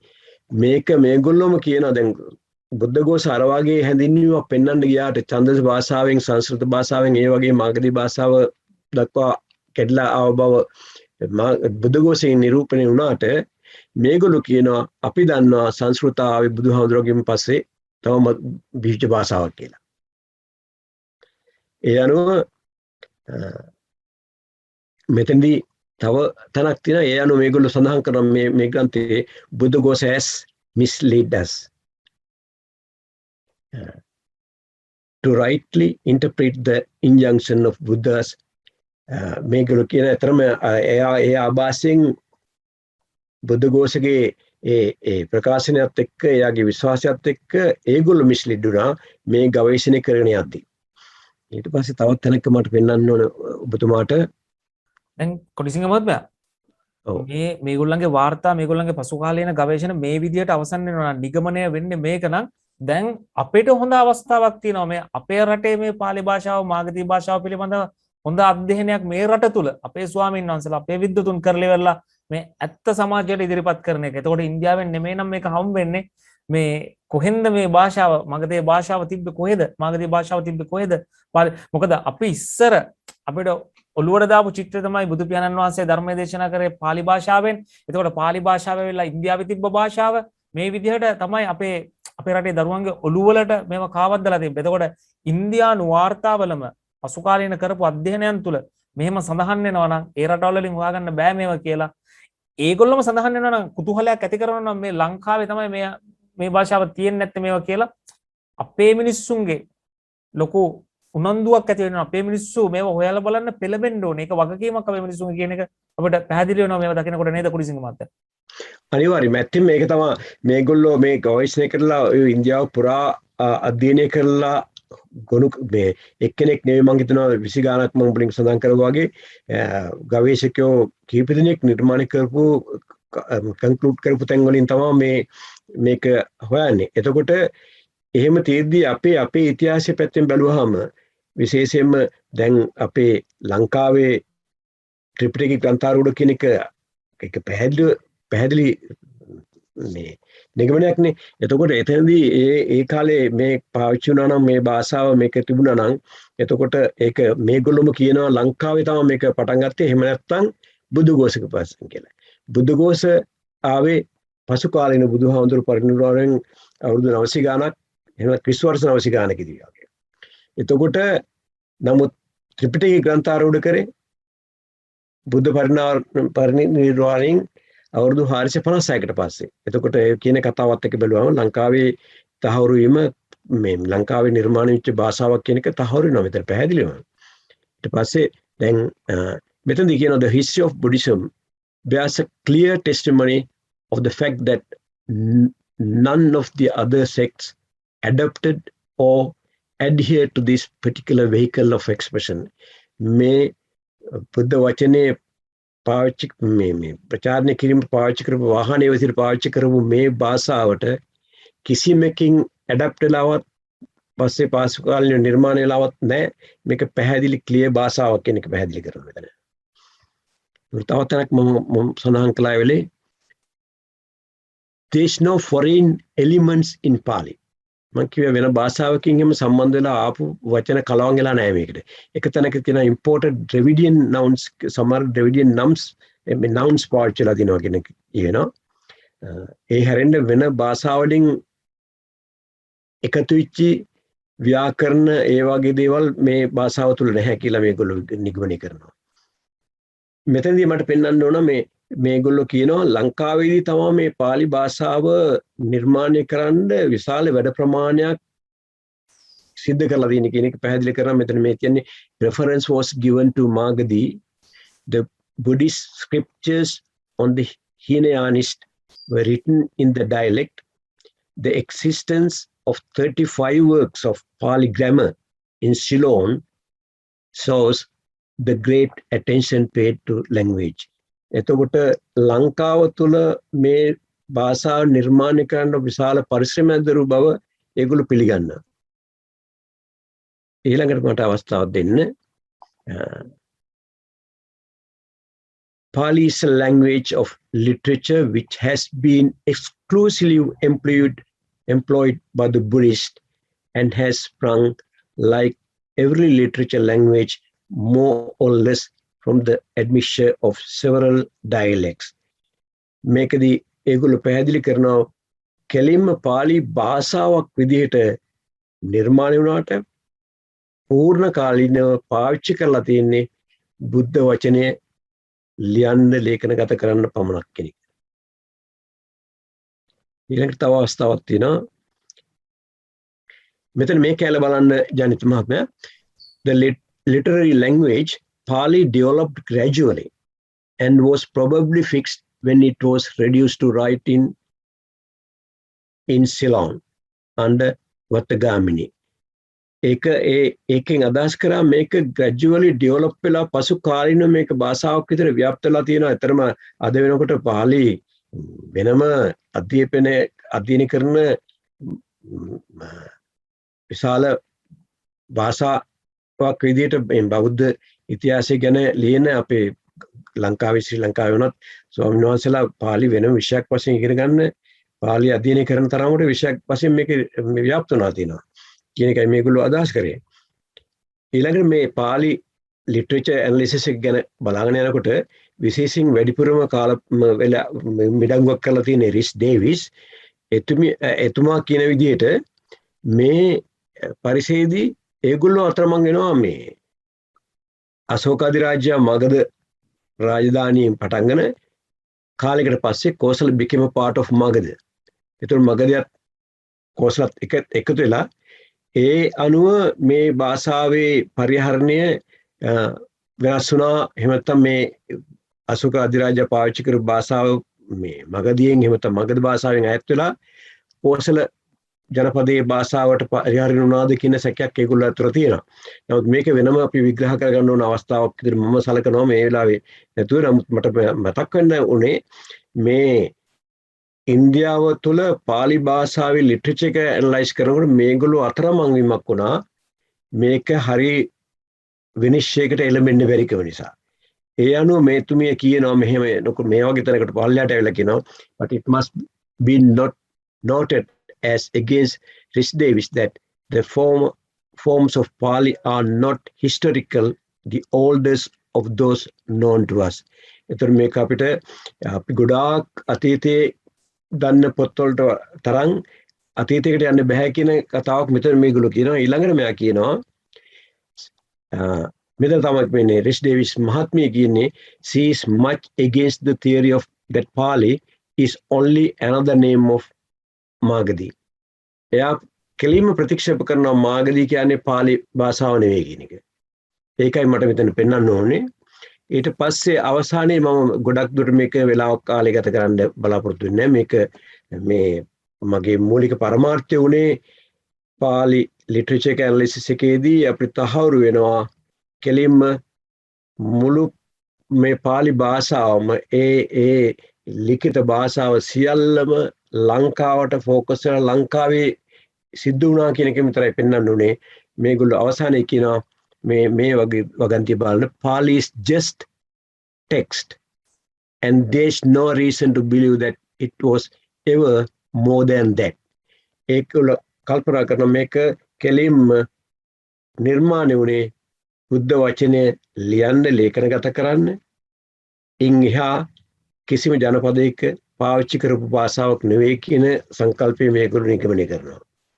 මේක දිහා බලාගෙන ගියාම ජනිත මහත්මයා මට මතක් වෙන්නේ අපි දැන් මෑත යුගයේ අහන කතන්දර බුදුදහමේ එකෙන් බුදුහාමුදුරුවෝගේ මේ ජීවත් වුණ ජම්බුද්වීපේ ලංකාවේ තියෙන කියන කතාවත් එක්ක නිරාවරණ කතාව වෙන එකක් තමයි. ඒ වගේම අපේ ලංකාවේදී තමයි ත්‍රිපිටකයේ ලේඛනගත කළේ කියන එක කියන කොටත් අපිට අහන්න ලැබෙනවා දැනගන්න ලැබෙනවා බුදුරජාණන් වහන්සේ මාගධි භාෂාව වැඩි වශයෙන් පාවිච්චි කරලා තියෙනවා. මෙතන ඒකත් සඳහන් කරනවා මේ බුදුහාමුදුරු මේ මට ඒක highlight කරලා පෙන්නන්න බැරුව ගියා. මේගොල්ලෝ මේ පාලි ගැන කතා කරනකොට කියනවා මේ බුදුරජාණන් වහන්සේ පාවිච්චි කරේ පාලි විතරක් නෙවෙයි මාගධී විතරක් නෙවෙයි වෙනත් ඕන භාෂාවක් පාවිච්චි කරලා තියෙන බව සඳහන් වෙලා තියෙනවා කියලා මේගොල්ලෝ මේ පස්සට යනකොට මේක යනවා මේ දිගටම එක සූත්‍ර දක්වා ඇනලයිස් කරනකොට ඒ තැන්වල සඳහන් වෙනවා ඒ සූත්‍ර දේශනා කරලා තියෙන වෙන භාෂාවලින් කියන එක. ඒකයි මේ ග්‍රන්ථයේ දවසක් විතර කතා කරන්න ඕන මාතෘකාවක්. මට කියන්න ඕනේ ලංකාවේ දැන් අද කතා වෙන අපිට අහන්න ලැබෙන විදිහට බුදුරජාණන් වහන්සේ ශ්‍රී ලංකාවේ ජීවත් ඒක ජම්බුද්වීපයේ ලංකාවේ තිබුණේ ඒ ජීවත් වෙනකොට පාවිච්චි වුණු මාගධ භාෂාව ලේඛනගත කරනකොට ලියලා තියෙන්නේ හෙළ අකුරෙන්. ඒ හෙළ අකුරෙන් තමයි මේක මේ ලියලා තියෙන්නේ මාගධ ශබ්ද සංඥාව. ඒක පැහැදිලි වෙනකොට අපිට විස්තර කරන්න පුළුවන් අරගොල්ලෝ කියන විදිහට මේක පැහැදිලි එක මිශ්‍ර වෙච්ච භාෂාවක් නෙවෙයි. මොකද හේතුව මාගධී භාෂාවේ ශබ්ද සංඥා වලින් විතරයි තියෙන්නේ. ඒක වචන වලට හරවනකොට අපි සිංහල හෙළ වචන හෙළ අකුරු පාවිච්චි කරලා තියෙනවා. එතකොට වෙන භාෂාවල් මිශ්‍රණයක් නැහැ. හෙළ අකුරෙන් ලියලා තියෙන්නේ ශබ්ද සංඥාව මාගධී. එතකොට මේගොල්ලෝ කියන විදිහට වෙන කිසිම භාෂාවකින් කරුණු එකතු වෙලා නැහැ. මේ කියන ශබ්ද සංඥාවෙන් එන ශබ්දේ නිකුත් වෙනවා. බුදුරජාණන් වහන්සේගේ බුද්ධ වචනේ ලිය වෙනවා. කිසිම භාෂාවක් සම්මිශ්‍රණ වෙලා නැහැ එතන. ඒක මේගොල්ලෝ කියනවා. නමුත් පසු කාලින වෙලා තියෙන්නේ මේ හෙළ භාෂාවෙන් ලියපු මේ පෙළ දහම වශයෙන් අපි කතා වෙන්නේ ලංකාවේ කියන විදිහට මම දැන් අහලා තියෙන මේ අලුත් තොරතුරු අනුව බැලුවාම පෙළ දහමක් විදිහට දීකන ගත එක පසු කාලීනව පාලි භාෂාව වශයෙන් නිර්මාණය වෙලා පාලි භාෂාවක් විදිහට මේ ඒකේ ව්‍යාකරණ ලංකාව තුළම මේ මුලින් සඳහන් කළ 30 වතාවක් 35 වතාවක් විතර ලොකු වැඩ ප්‍රමාණයක් කරලා තියෙනවා කියන එක මේ කතාවේ සඳහන් වුණා. ඒ අනුව පාලි භාෂාවක් වශයෙන් නිර්මාණය වුණත් ඒක නිවැරදි නිර්මල භාෂාවක් විදිහට නිර්මාණය ලංකාව තුළ ලංකාවේ බුදුරජාණන් වහන්සේ ජීවත් වුණ නිසා කියන එක මගේ සංකල්පය මම පිළිගන්නවා ඒක. ජනිත මහත්මයා මට ඊළඟට කියන්න ඕනේ දැන් අර පාලි සාහිත්‍ය පිළිබඳ විග්‍රහය කරපු ලේඛනයේදී අවසානයේ වුණා අපි අපිට මට තේරුම් ගිය විදිහට ඒගොල්ලෝ ලොකු අමාරුවක වැටුණා මේ ඉන්දියාවේ මේ භාෂා පරිහරණය භාෂාවක් විදිහට හොයන්න ගිහිල්ලා ඒ කරුණු මේ දැනට තියෙන පාලි ග්‍රන්ථවල තියෙන ඉතිහාසත් එක්ක එහෙම නැත්නම් ඒවල තියෙන අන්තර්ගත කරුණුත් එක්ක බලන්න ගියාම ඒක ගැලපෙන්නේ නැති ගතිය බවක් ඒගොල්ලෝ තේරලා ගියලා තියෙනවා. ඒ නිසා ඒගොල්ලෝ මේක විනිශ්චය නොවන තාමත් තීරණයකට පැමිණිච්ච නැති නිගමනයකටපත් වෙන්න බැරිච්ච තත්ත්වකින් තමයි විවරණය. නමුත් මගේ විශ්වාසයේ විදිහට ලංකාවේ ජම්බුද්වීප තිබුණා නම් ලංකාවේ නම් අපේ හාමුදුරුවෝ නම් මේ ඒගොල්ලෝ පිළිගන්න විදිහට පාලි භාෂාව නිර්මාණය වුණේ. එහෙම නැත්නම් මාගධී භාෂාව පරිහරණය වුණේ. එතකොට අපේ ස්වාමීන් වහන්සේලාම නම් ලංකාවේ ස්වාමීන් වහන්සේලාම නම් මේක ලිව්වේ. එතකොට අපි දැන් දන්නවා ලංකාවේ තිබුණ නිර්මල ත්‍රිපිටකයක් එංගලන්තයට යටත් විජිත කාලේ අරන් ගිහිලා තිනවා. නමුත් දැන් අපිට ලංකාවට ඒ ගෙන්නාගත්තු ත්‍රිපිටක පිටපත්වල දැන් පරිහරණය කරන්න අවස්ථාව ලැබිලා තියෙනවා. මටත් අවස්ථාවක් ලැබුණා ඒකේ ඡායාරූප දෙක තුනක් ලබා ගන්න. මම දැන් පෙන්වන්න යනවා මේ ඡායාරූප මම ඔබතුමාට පෙන්වන්න පුළුවන්ද මට? පුළුවන්. alright. මේ ත්‍රිපිටකයේ එතනදී මට ඇත්තටම ඒ ෆොටෝ එක ලබා ගන්නකොට මට සහතික වුණා මෙතනදී පෙන්නනවා එංගලන්තයේ ආරක්ෂිතව මේ ත්‍රිපිටක පිටපත් තියෙනවා. දැන් එංගලන්තයට අයිති භාණ්ඩයක් විදියට ඒ නිසා ඒගොල්ලෝ එවනකොට මේ සීල් එක එංගලන්තයෙන් තහවුරු කරලා තිනවා ඒගොල්ලන්ට අයිතිවාසිකමක් කියලා.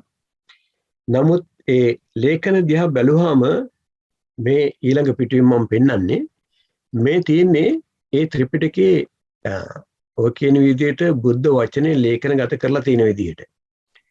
මේක ඊට සමීපව බැලුවොත් පේනවා අපිට පැහැදිලිවම මේ අපේ සිංහල භාෂාවේ අකුරු හෙළ භාෂාවේ පාවිච්චි කරන අකුරු අපිට උනත් කියව ගන්න පුළුවන් නමුත් ඒකේ තියෙන ව්‍යාකරණ අනුකූලව මට තේරුම් ගන්න බැරි වෙන්න පුළුවන් සමහරවිට නමුත් අපි අකුර අඳුරන්න පුළුවන් මේ අකුර අපේ සිංහල භාෂාවේ තියෙන අකුර කියලා. ඒ අනුව ඇත්තටම අර අතනදී අර මම මුලින් විග්‍රහ කරපු පාලි සාහිත්‍ය විග්‍රහයේ ඉන්දියාවේ ඉඳලා කරපු ඒ විදේශිකයන් සහ ඉන්දිය ජාතිකයන් වශයෙන් කරලා අතරමං වෙලා යම් කරුණු නිගමනය කරනකොට ඒ නිගමනයන් වලදී ඒගොල්ලෝ හිරෙලා තද වෙලා ඒගොල්ලෝ විග්‍රහ කරගන්න බැරි වෙච්ච කරුණු මේ අපේ භාෂාවත් එක්ක අපි මේ විදිහට ගත්තොත් එහෙම ඒක සරලව අපි විග්‍රහ වෙනවා මේක පැහැදිලිව වෙන කලවම් නොවිච්ච භාෂාවක් මේක තනිකර පාවිච්චි කරලා තියෙන්නේ මාගධි භාෂාව වශයෙන් ශබ්ද සංඥාව හෙළ භාෂාවට ලියනකොට වෙන භාෂාවක් මිශ්‍රණ වෙලා නැහැ කියන එක ඒ වගේ කරුණු සියල්ලම අපිට විග්‍රහ කරන්න පුළුවන් निराකරණය කරන්න පුළුවන් මේ මෙතෙන් ආවොත් ජනිත මහත්මයා මට මගේ කතාව සමාලෝචනය කරන්න අවසර දෙනවා නම් මට මතක් වෙනවා මට අවශ්‍ය වෙනවා කියන්නේ පාලි භාෂාවනේ පාලි සාහිත්‍ය අධ්‍යයනය කරන්න ගවේෂණය කරන්න ගැඹුරින් ඒ වගේම පුළුල් විදිහට ගවේෂණය කරපු ඒ යුරෝපීය ඒ වගේම ඉන්දීය කණ්ඩායම පොඩි වැරදීමක් වුණා කියලා මම විශ්වාස කරනවා. මොකද හේතුව මම එහෙම කියන්නේ ඒ යුරෝපීය කණ්ඩායම ඇත්තටම ওই කාරණාවට බහින්න ඇත්තේ එදා ලංකාවෙන් එංගලන්තයට අරන් ගිහලා තිබුණ පාලියෙන් ලියලා තිබුණ ත්‍රිපිටකය වගේම අනෙකුත් ග්‍රන්ථ සමූහයක් දැක්කම ඒ අයගේ ඔළුවේ තියෙන්නේ ඉන්දියාවේ බුදුරජාණන් වහන්සේ ජීවත් වුණා කියලා නම් එතකොට ඒගොල්ලෝ හිතුවා ලංකාව වගේ පොඩි රටක මේ වගේ ප්‍රමාණයක් ලියලා තියෙනවා නම් පාලි භාෂාවෙන් ඉන්දියාව වගේ බුදුහාමුදුරුවෝ ජීවත් වුණ රටේ විශාල ප්‍රමාණයකින් ග්‍රන්ථ ලේඛන සාහිත්‍යම පාලි සාහිත්‍යයක් වශයෙන් විග්‍රහ කරගන්න පුළුවන් වෙයි කියන බලාපොරොත්තුෙන් වෙන්න ඕනේ ඒගොල්ලෝ එන්නේ ඇත්තේ. නමුත් උනේ මොකද්ද? ඒ අයට පාලි භාෂාවවත් ඒ වගේම මාගධි භාෂාවවත් ඒකට සම්බන්ධ කිසිම ලේඛනයක් හම්බෙලා නැහැ. අන්තිමේදී ඒගොල්ලෝ නිගමනය කළේ මොකද්ද? මම මුලින් සඳහන් කළා. පාලි භාෂාව කියන්නේ බුද්ධ වචනේ ලියන්නම ලංකාවේදී ලංකාවේ ස්වාමීන් වහන්සේලා නිර්මාණය කරපු භාෂාවක් විදියට. යම් විදිහකින් එදා ලංකාවේ බුදුහාමුදුරුවෝ ජීවත් වුණා කියන විශ්වාසයෙන් ඒ විග්‍රහය කරා නම් ලංකාවට ඇවිල්ලා මං හිතනවා ඒ අයට තවත් මීට වඩා පාලි සම්බන්ධව පාලි භාෂාව ව්‍යාප්ත වෙලා තිබුණ ආකාර පිළිබඳව කරුණු හොයාගන්න තිබුණා. ඊළඟට ජනිත මහත්මයා මට අර මගෙන් මුලින්ම අහපු ප්‍රශ්නෙට මම උත්තරයක් දෙන්න. මොකද්ද බුදුහාමුදුරුවෝ ලංකාවේද ඉන්දියාවේද කියලා මගෙන් අහුවනේ. මම අහන්න කැමති මෙහෙම.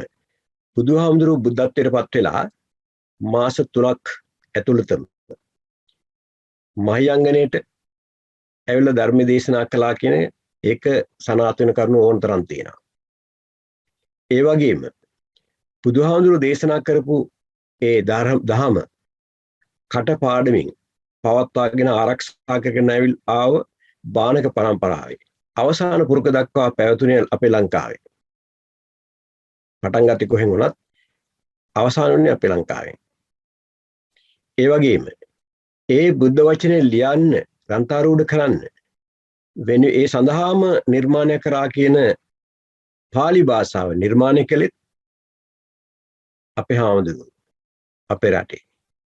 ඒ වගේම ඒ පාලි භාෂාව ව්‍යාප්ත කරලා පුළුල් කරලා වැඩි දියුණු කරා කියන්නේ අපේ හාමුදුරුවෝ. ඒව අර වාර්තාවේ සඳහන් වෙනවා. ඒ වගේම ඒ භාෂාව අපි කියනවා මාගධි භාෂාව, පාලි භාෂාව මොකක් හරි කියමුකෝ. ඒ භාෂාවලට සමීපවම අත්වල බැඳගෙන යන්න පුළුවන් භාෂාව කියන්නේ සිංහල භාෂාව පාවිච්චි වෙන්නේ අපේ රටේ විතරමයි. ඒ වගේම බුදුහාමුදුරුවෝ නිල වශයෙන්ම පූජා කළා කියලා සනාථ කරන්න පුළුවන් විදිහට ශිලා ලේඛන වලින් ඔප්පු වෙලා තියෙන ගල්ලෙන් හම්බලා තියෙන අපේ ලංකාවේ. ඒ වගේම බුදුරජාණන් වහන්සේ වස්වැසූ බවට නිල වශයෙන් ඔප්පු කරලා පෙන්වන්න පුළුවන් ස්ථාන හම්බෙලා තියෙන්නේ ලංකාවේ. ඒ වගේම අස්සක් මුල්ලක් නැර, කන්දක් කැලෑවක් නැර, පුරාණ ගල් විහාර, ගල් වලින් හදපු විහාර බැලූ තැන යන ස්ථානවල බහුල වශයෙන් අපිට හම්බෙන්නේ අපේ රටේ. එතකොට මේ කිසිවක්ම නැති ඉන්දියාව මේවා කිසියක්ම සනාථ කරලා පෙන්නලා නැහැ. අවසාන වතාවට මුලින්ම පෙන්වන්නේ පරණම තැන අශෝක අධිරාජ්‍ය කාලෙත් පිහිටුවා කියන එක තමයි ඒගොල්ලෝ පෙන්නලා තියෙන්නේ. ඒ වගේ පසුබිමක් තුල මට මම නම් මගේ ඔබතුමාට දෙන උත්තරය වෙන්නේ අර කිසිවක් නැති ඉන්දියාවේ බුදුහාමුදුරුවෝ හිටියා ජීවත් වුණා කියලා මම කවදාවත් කියන්නේ නැහැ. මගේ පිළිගැනීම ලංකාවේ කියන එක. ඒ වගේම මට තව කාරණාවක් මතක් කරන්න ඕන ජනිත මහත්මයා.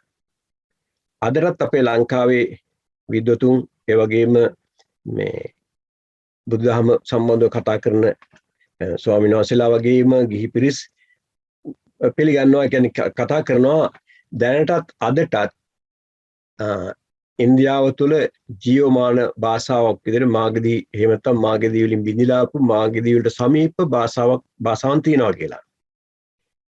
මට හිතා ගන්න බෑ, මොකද අර 1933 දී අර ගවේෂණය කරපු ඒ විද්වත් මණ්ඩලයේ යුරෝපියන් වගේම ඉන්දිය ජාතිකයන් හිටියා. ඒ අයට හම් නොවිච්ච දත්ත ප්‍රමාණයක් මේ අය අපේ ලංකාවේ උදවිය පෙන්눔 කරන්න යනවා. මම ආරාධනය කරන්න ලෑස්ති. ඇත්තටම අපි ආරාධනය කරමු ඒ අයට දැන් ඒවා සනාථ කරලා පෙන්නමු අපි. එතකොට අපිට පුළුවන් අපේ ලංකාවේ ඉන්න පිරිස ඊට වඩා බුද්ධිමත් මේ අයට පුළුවන් ගිහිල්ලා ඉන්දියාවේ අයට හොයාගෙන බැරි ඒවා අපිට හොයලා පෙන්නන්න පුළුවන් කියලා. ඒක එකක්. තවත් ඒ වගේම කාරණාවක් මට මතක් කරන්න ජනිත මහත්මයා. අපේ ලංකාවේ පහුගිය දවස්වල ත්‍රිපිටකය අපේ ජාතික උරුමයක් විදිහට ප්‍රකාශයටපත් කළා. ඒක හරි. ඒක ඇත්තටම වැදගත් වැඩක් කියලා මම පිළිගන්නවා. ඒක සනාථ කළ යුතුයි අපි ලාංකිකයෝ වශයෙන්. නමුත් කාරණා ප්‍රශ්නයකට තියෙන මෙතන මේ කියන අය මේ සනාථ කර මේ ජාතික උරුමයක් විදිහට ප්‍රකාශයටපත් කරපු අයම තමයි කියන්නේ බුදුහාමුදුරුවෝ ඉන්දියාවේ කියලා. එතකොට ප්‍රශ්නයක් එනවා මෙහෙම එකක්. මොකද්ද? බුදුහාමුදුරුවෝ ඉන්දියාවේ නම් බුදුහාමුදුරුවෝ දේශනා කරපු දහම බුද්ධිමය දේපලයක් වශයෙන් අයිති වෙන්නේ ඉන්දියාවට. එතකොට අපි කළා දිනු මොකද්ද? ඒ දහම ලියන්න වෙනම භාෂාවක් නිර්මාණය කරලා ඒ භාෂාව අපේ රටේදී ලියලා අපේ උරුමයක් විදිහට ප්‍රකාශයටපත් කරා කියන්නේ අපි බුද්ධිමය මංකොල්ලයක් කරලා තියෙනවා කියන එක. එමේද? එතකොට මගේ විශ්වාසය නම් එදා ඒ ත්‍රිපිටකේ ග්‍රන්ථාරූඪ කරපු අපේ මහා අරහතුන් වහන්සේලා, ඒ වගේම ප්‍රඥාන් වහන්සේලා, ඒ වගේම අපේ ගරුතර ස්වාමීන් වහන්සේලා දැනගෙන හිටියා ඒ බුදුදහම අපේ රටේ පැවතිච්ච දෙයක් කියලා. ඒකයි උන්වහන්සේලා බය නැතු ලිව්වේ. ඒ අනුව මේක ලේඛනගත කළා වගේම ඒ උරුමය අපි ආරක්ෂා කරගෙන වැදගත් වෙනවා. නමුත් මේ ඉන්දියාවේ බුදුහාමුදුරුවෝ හිටියා කියන එක ජීවත් වුණා කියන අය පිරිස කරන්නේ අර පැත්තෙන් එහෙම කළා අපේ ගෞරවනීය ස්වාමීන් වහන්සේලා බුද්ධිමය දේපල මංකොලකාරය කියලා හඳුන්වන්න උත්සාහ කිරීමක් කරනවා කියන මම දන්නේ නැහැ. නමුත් මෙතනදී අපි තවත් කරුණු මීට වඩා හොයලා තවත් මේ පිළිබඳ අධ්‍යයනය කරන්න මම අර මුලින් කිව්වා වගේ මම ඇවිල්ලා මේ විෂය පිළිබඳ විශාරද දැනුමක් තියෙන පුද්ගලෙක් නෙවෙයි. මම සාමාන්‍ය බෞද්ධික වශයෙන් තමයි අතර මේ ගවේෂණය එහෙම නැත්නම් අධ්‍යයනය කරන්න පටන් ගත්තේ. ඒ වගේම අපේ රටේ ඉන්න තරුණ පිරිස්, තරුණ ස්වාමීන් වහන්සේලා අපි අපක්ෂපාතීව මධ්‍යස්ථ තැනකට ඇවිල්ලා මේ පිළිබඳ තවත් කරුණු හොයලා මේ වගේ ප්‍රකාශ කළා. මේක අපි සමූහයක් වශයෙන් එකතු වෙලා අධ්‍යයනය කළා අපේ රටේ ආනන්‍යතාවය ආරක්ෂා කරනවා වගේම බුදුදහම නගා සිටුවීමේ කාර්යයට අපි උර දෙන්න ඕනේ කියන විශ්වාසය තමයි මගේ තියෙන්නේ. ආචාර්ය කොඩිසිංහ හේරත් මහත්මයා ඔබතුමා දක්වපු මේ අදහස් අපිට ඉතාමත් වැදගත්. මම හිතන්නේ යථාර්ථ අපි නරඹපු මේ වැඩසටහන නරඹපු සියලු දෙනාම සාක්ෂි දරනවා ඇති ඔබතුමා මේ කරපු ඉදිරිපත් කිරීම. මොකද ඉන්දියාවේද ලංකාවේද මේ කතාව ඔබතුමා අන්තිමට ගෙනාවේ භාෂාවට. එතකොට භාෂාව පිළිබඳව ඉන්දියානුවන් ඒ කියන්නේ ඉන්දියාව තුල කරපු අධ්‍යයනයකදී අපිට ඉදිරිපත් කරපු කරුණු තුලින් අපිට දැක ගන්න පුළුවන් ඉන්දියාවේ මේ භාෂාව හොයාගන්න ගියාට පස්සේ බොහෝ කුතුහලයක් නැති වෙන තැන් ඒ වාර්තාවල සඳහන් වෙනවා. එතකොට මම හිතන්නේ අන්තිම වශයෙන් මේවා බැලුවාට පස්සේ අපිට හිතෙනවා නම් ඔබතුමා කතාව අවසන් කරා වගේ අපි අධ්‍යයනය කරන්න මේ රට තුල ඉන්න අපි මොකද ත්‍රිපිටකයේ ග්‍රන්ථාරූඪ වෙන්නේ මෙහි ඒව රචනා වෙලා තියෙන හෙළ අකුරින්. එතකොට ඒ මාගදී භාෂාව වඩාත්ම නැඹුරු වෙන්නේ වඩාත්ම මිත්‍රශීලී වෙන්නේ හෙළ භාෂාවත් සමග කියලා අපි කතා කරනවා. එතකොට පෙළ දහම පාලි භාෂාව එතකොට මේව ඔක්කොම ගන්නකොට අපිට අපි හිතන්නේ අපේ රටේ වැඩ වාසය කරන ගෞරවනීය පූජනීය මහා සංඝරත්නයේ ස්වාමින් වහන්සේලාට විහාරාධිපති ස්වාමින් වහන්සේලාට නායක කාර්කාධිකාරී ස්වාමින් වහන්සේලාට මහාචාර්යවරුන්ට ඒ වගේම සියලු තනි පුද්ගලයන් වශයෙන් අපිට බෙදන්න බෑ. කවුද කොඩිසිංහ මහත්මයා ඔබතුමා කිව්වා ඔබතුමා ඉතිහාසය අධ්‍යයනය කරන ඒ විෂයපතේ අධ්‍යයනය කරපු ආචාර්යවරයෙක් නෙමෙයි. ඔබතුමා PhD එකකට කරලා තියෙන වෙනත් විෂයක්. එතකොට නමුත් අපි සියලු දෙනාම මේ රටේ ඉපදිච්ච මිනිස්සු අපිට අයිතියක් තියෙනවා අපිට යුතුයකමක් තියෙනවා ආගම දහම ගැන වගේම බුදු පියාණන් වහන්සේ ඒ දේශනා කරපු දහම වගේම ඒ ඉතිහාස කතා හොයලා බලන්න අපිට තමන් කරන රැකියාව හෝ තමන් ඉගෙනගත්තු අධ්‍යාපන සුදුසුකම් වදාළනේ අපි සියලු දෙනා මේ රටේ මිනිස්සු. ඉතින් අපිට යුතුයකමක් තියෙනවා මේ කරුණු කාරණා හොයලා බලලා කතා කරන්න සියලු දෙනා සමග. ඉතින් ඔබතුමා අවසානට ගෙනාවු කතාව මාගදී භාෂාව මගධ භාෂාව පාලි භාෂාව තිබ්බේ කොහෙද කියන එක හොයලා බලනවා නම් වඩාත්ම සුදුසු රට වෙන්නේ මේ රට කියන එක සුදු ජාතිකින්ගේ වාර්තාවලත් සඳහන් වෙනවා. ඒකයි වැදගත්ම කරුණ වෙන්නේ. ඉතින් තව තියෙනවා කතා කරන්න ගොඩක් දේවල්. මම හිතනවා ඉදිරි වැඩසටහනකදී ඔබතුමාව සම්බන්ධ කරගෙන සූම් තාක්ෂණය ඔස්සේ සම්බන්ධ කරගෙන යථාර්ථ බලන අපි සියලු දෙනාටම මේ කරුණු කාරණා බෙදා හදා ගන්න උත්සාහ කරනවා ඔබතුමාව නැවතත් සම්බන්ධ කරගෙන. එහෙනම් කොඩිසිංහ මහත්මයා ආචාර්යතුමනි ඔබතුමාට බොහොම ස්තුතියි මේ දක්වපු අදහස් සියලු අදහස් වලට. බොහොම ස්තුතියි. සුවපත් වේවා. බොහොම ස්තුතියි. ඇත්තම ජනිත් මහත්මයා ඒ වගේම ජනිත යථාර්ථ වීඩියෝ එක සම්බන්ධව වැඩ කරන අනිත් සියලුම දෙනාටත් මගේ විශේෂ ස්තුතිය ලැබෙනවා. ඒ වගේම සියලුම දෙනාටත් මම ආරාධනා කරනවා අපවතාවක් මේ ගැන අපි හොයලා බලන්න. කිසිම එකපාරටම එකම නිගමනයකට එන්නේ නැතුව කාටවත් දොස් ආරෝපණය කරන්නේ නැතුව මේ ගැන හොයලා බලමු. හොඳයි. බොහොම ස්තුතියි. බොහොම ස්තුතියි කොඩිසිංහ මහත්තයා. බොහොම ස්තුතියි.